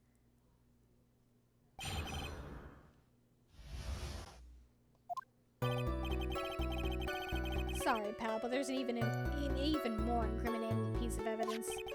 This is the costume the defendant was wearing at the time of the crime. As you can see, it's covered in blood. The defendant attacked and killed a person who, without a doubt, was not fighting back. So this is the costume. There certainly is evidence of a back spray of blood on this. This piece directly links Maya and Faye to the crime, sir. I see. The court accepts this into evidence. Maya's costume added to the court record. Alright, Mr. Wright. Maya's fingerprints on both murder weapons and blood spatters on her clothes. Could this situation get any worse? Ha! What's wrong? You seem to be at a loss. I think this is the last piece of testimony the prosecution should have to offer. Feel free to sulk off with your tail between your legs, Mr. Phoenix Wright. Please stop calling me by my full name. It's disturbing.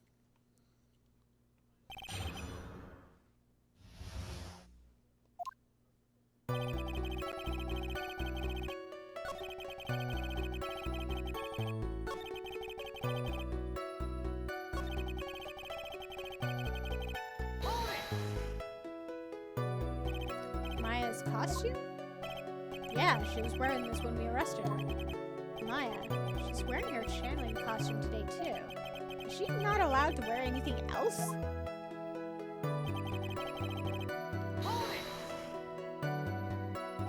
There's blood on the costume. Lab results show that it is the victim's blood.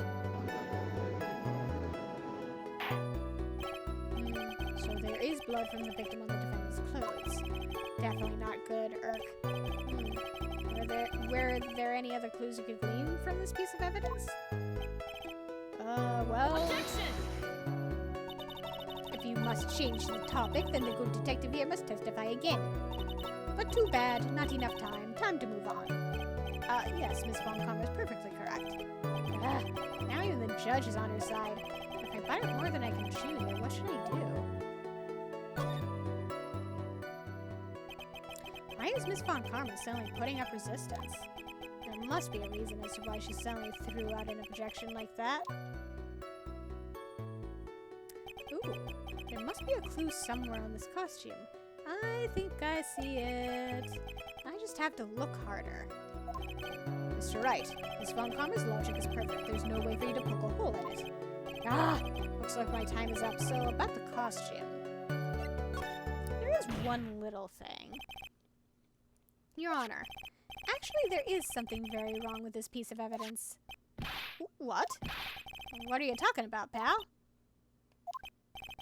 Where is this problem you were talking about? I've come this far. There's no turning back now. A very little thing, yes. Just a teeny, tiny thing. I asked the court to please take a look at the sleeve of this costume. The sleeve? There's a teeny hole here. Hole? That wasn't in the report. Hold on. What's this around the hole? It smells faintly of gunpowder. Gunpowder? No one ever told me. A hole that smells of gunpowder. It looks like I found the hole I was looking for. Your Honor, the only logical conclusion you can make is that it must be a bullet hole. Order! This is a very grave matter. It's best we correct the court record first before anything else. Sorry about that. I guess we messed up, sir. Is she actually smiling? What else is she hiding? Pull yourself together, detective. That teeny hole doesn't change a thing. The strength of the evidence still holds. Continue with your testimony. That just now was a fluke, nothing more. Objection! How can you say something like that? This is a huge oversight. Well, I agree it is a mistake on the part of the police. What Prosecutor Von Karma has said is true. The evidence still stands. If you do not find a more definitive problem with the evidence, then... No way! Detective Gumshoe, please continue with your testimony. Yes, sir.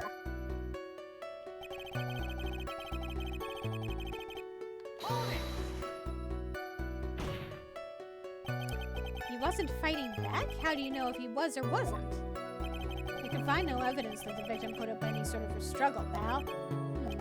So did the murderer have a fight with the victim or not? Depending on this, the circumstances around this murder changed drastically. Ugh, we're in real trouble now. Only I had something to prove that the victim did fight back. That Von Karma, she thinks she can decide the verdict with this testimony alone. Someone will find a critical contradiction, and then I'll have her.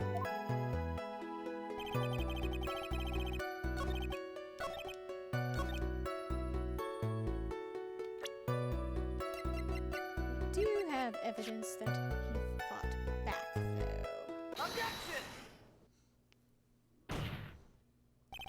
Detective Dick Gumshoe. Yes? Having you call me by my full name is kind of a weird feeling. You said that my client killed a person who, without a doubt, was not fighting back. Yeah, I did.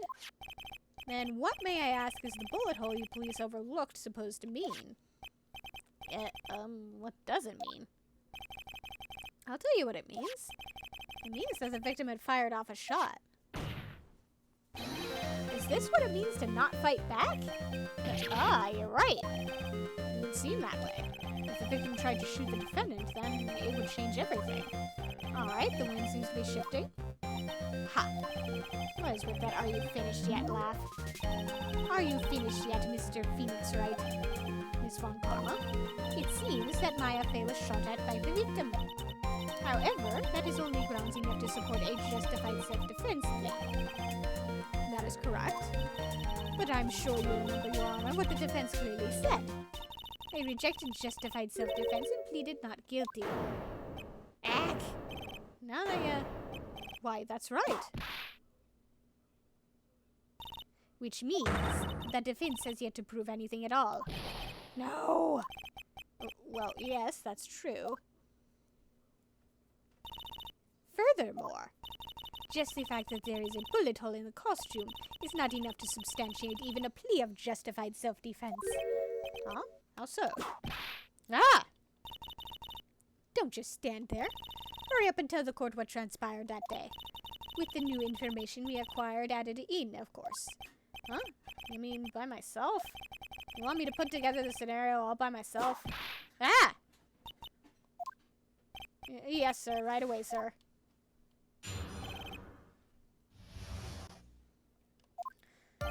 During the channeling, the defendant saw her chance to stab the victim in the chest. Of course, the victim used the last of his strength to fight back, sir. While the two were fighting, the victim took out his gun. The victim took a shot, but because they were too close, he missed. The defendant then picked up the opening, took the victim's gun, and ended it. The scenario you have put together does make sense. Yes, sir. Well, Mr. Wright, just by listening, it does make sense. However, I won't give up that easily. Please refrain from glaring at me like that. Now then, your cross-examination, please.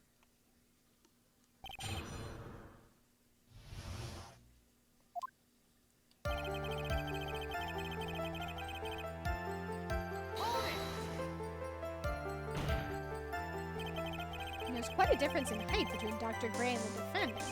Add in body strength, and it seems unlikely the defendant could have stabbed the victim. Now that you mention it, yeah, I guess. Objection! You think you can get away with such flimsy reasoning, Mr. Phoenix Wright? Maya Fey was in the middle of channeling, was she not? When channeling with the Kurain channeling technique, the medium physically changes. With the nurse's build, the defendant could have easily been a match for the doctor. I don't believe it. She even studied up on the Kurain channeling technique. Do you really need to whip everything? Like I said before, I am perfect. About what you were talking about, I didn't quite get it. Never mind, let's continue with the testimony. course, the victim used the last of his strength to fight back. So he was stabbed, but the stab wound didn't kill him. But if you think about the blood loss, it was pretty bad. How bad would you say it was? Actually, I went to give blood the other day, and afterward I felt a little lightheaded and dizzy. I guess the damage was maybe about 10 times the dizziness? And Neon says, yes, she does have to whip everything. Back. Sorry.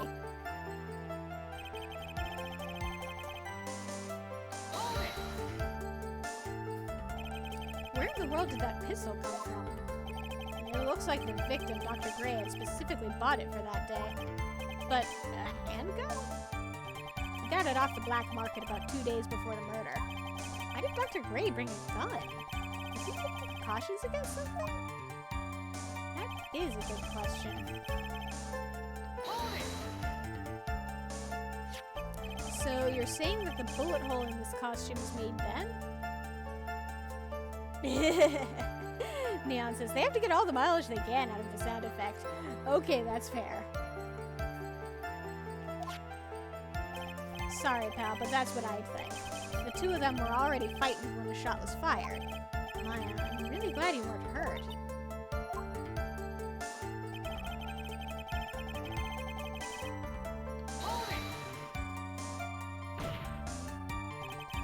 Mine has never fired a gun before in her life.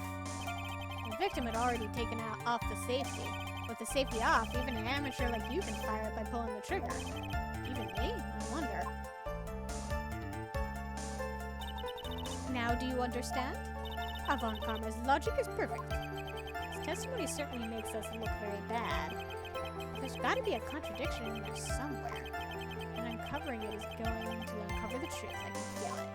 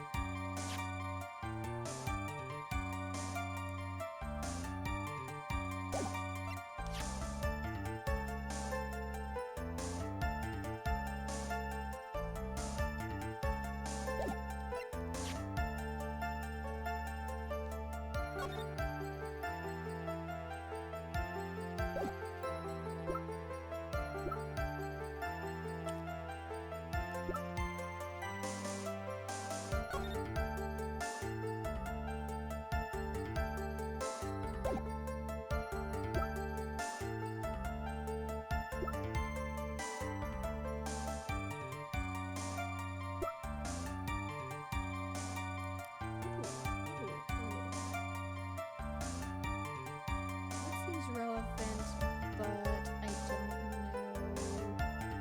quite know where yet.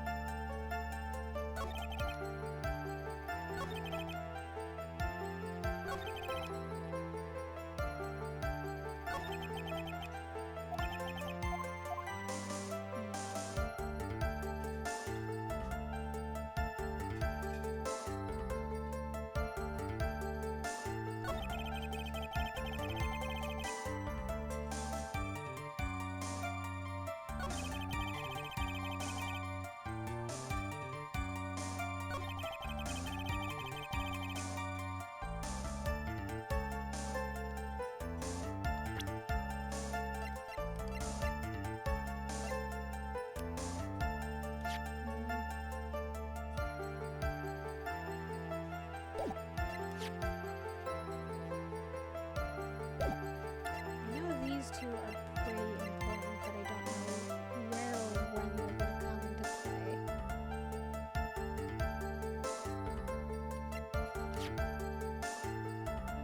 Let's check this.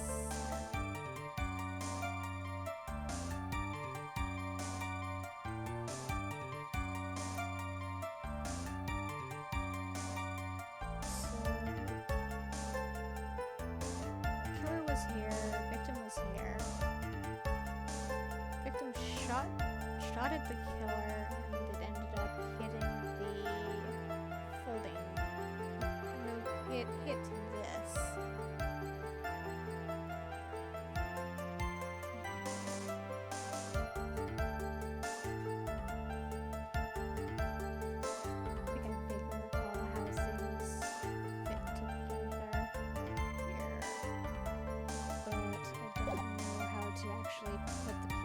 together yet.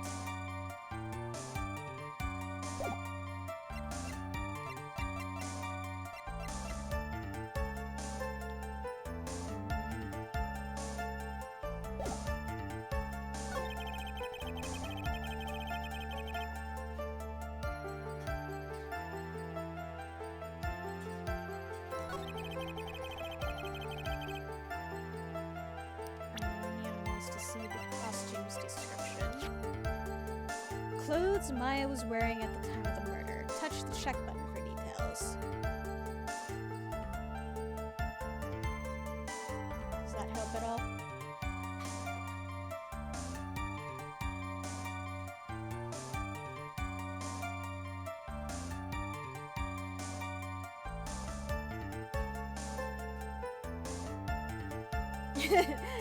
No idea, Neon says. Oh well. I have all the pieces, I just don't know how to fit any of them together yet right now.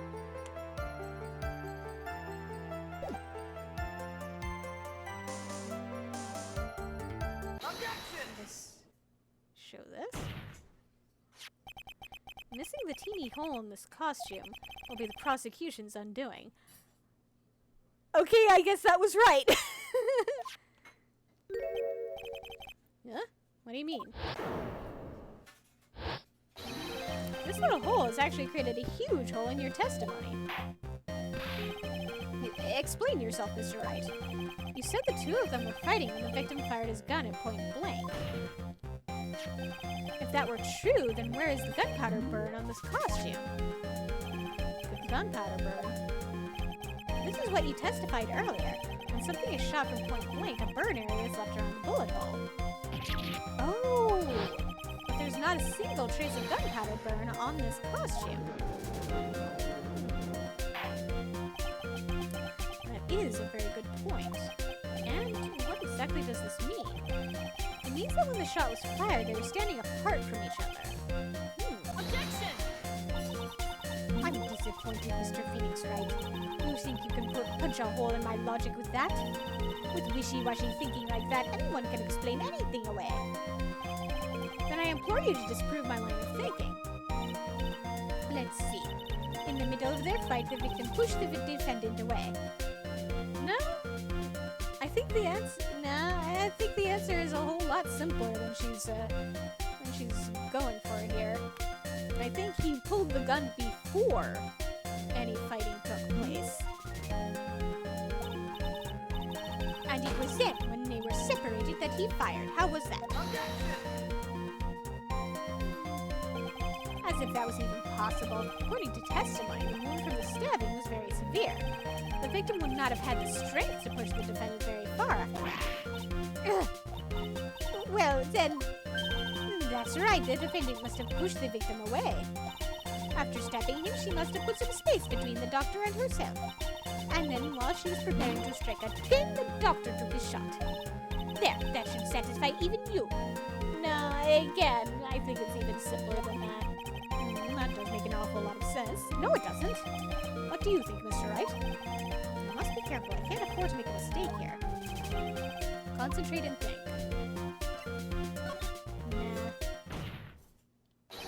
There's a fatal flaw in her argument, Your Honor.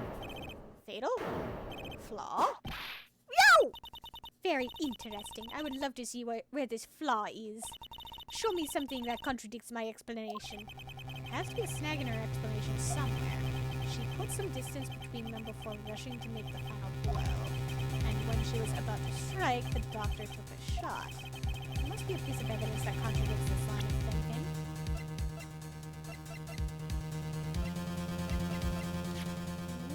Towards about 8 inches off the ground. Yeah, that would help. Take that! This is the piece of evidence that destroys your logic. What is that, a folding screen? I would like to point the court's attention to the hole in this folding screen. Ah! It looks like you already know what I'm talking about. Ooh, where? What? Mr. Wright, your explanation, please. Are these two really that clueless? The bullet went through the defendant's sleeve first, then the folding screen. It passed through at a height of approximately 8 inches off the ground, which means When the shot was fired, Maya, I mean the defendant, was not getting ready to strike, but was actually squatting low to the ground. Order, order! This changes everything. Please look at this diagram of the crime scene. The victim, Dr. Gray, was here when he fired the shot, and the bullet hit this folding screen. It hit at this location about 8 inches off the ground. So that means he shot her. That means that's the angle he was shooting at. Man, he went wide. If we assume that, you know, she was right here, then that went wide. At this time, the defendant was in this area.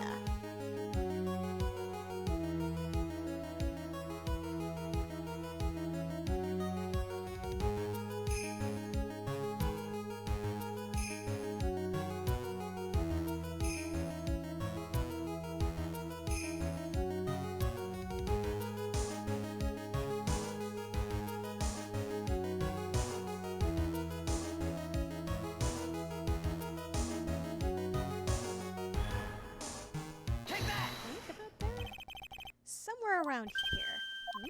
Uh-oh. The judge's face is scrunched like he just smelled some serious bad breath. That is, I mean... Wait, I just realized I forgot to brush this morning. Excuse me while I freshen up. Sure. In the meantime, I want you to think things through again, Mr. Wright. Okay, so... of course, whoops. It's done is done. For now, I should focus on where Maya was at the time of the crime.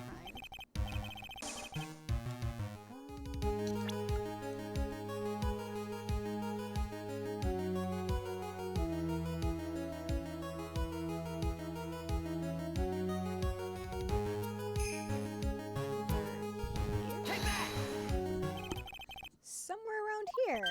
No. What do you want from me, game? I'm confused as to the angle here.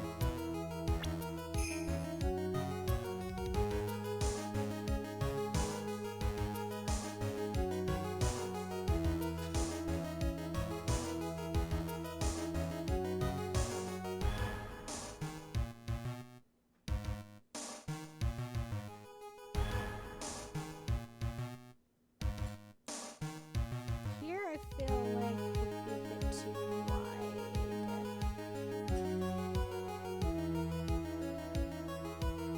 Here? Here? Take that!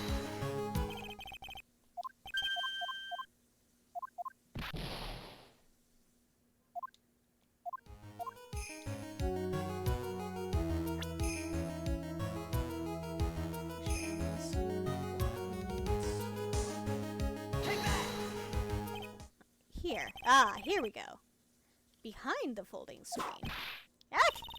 The victim and its attacker were fighting, were they not? Then what would the attacker be doing all the way back there? Besides which, if the attacker was behind the folding screen, then how could the victim even know where to shoot? It's obviously impossible. Yeah, I guess so. Mr. Wright. Boy, did I just screw up royally. It's done is done. God damn it.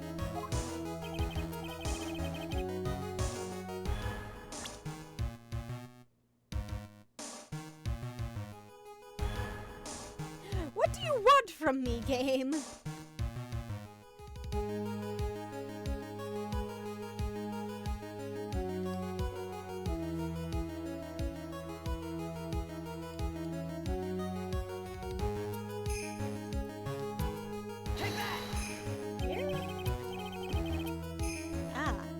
Oh, finally, you're cooperating with me. She was standing here near the folding screen. Oh, wait a second. We know the defendant was close to the ground based on the height of the bullet hole. But how can you gauge the distance from that? Isn't it possible that the defendant was standing much closer to the victim? That's impossible. But why? You of all people should know the answer to that question, Miss Von Karma. And on that note, it's 10. So, why don't we call it here for the night and start off from the explanation next week. This seems like a good cliffhanger to end on.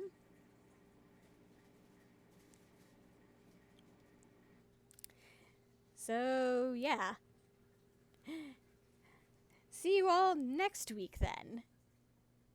For the exciting conclusion, or continuation at least.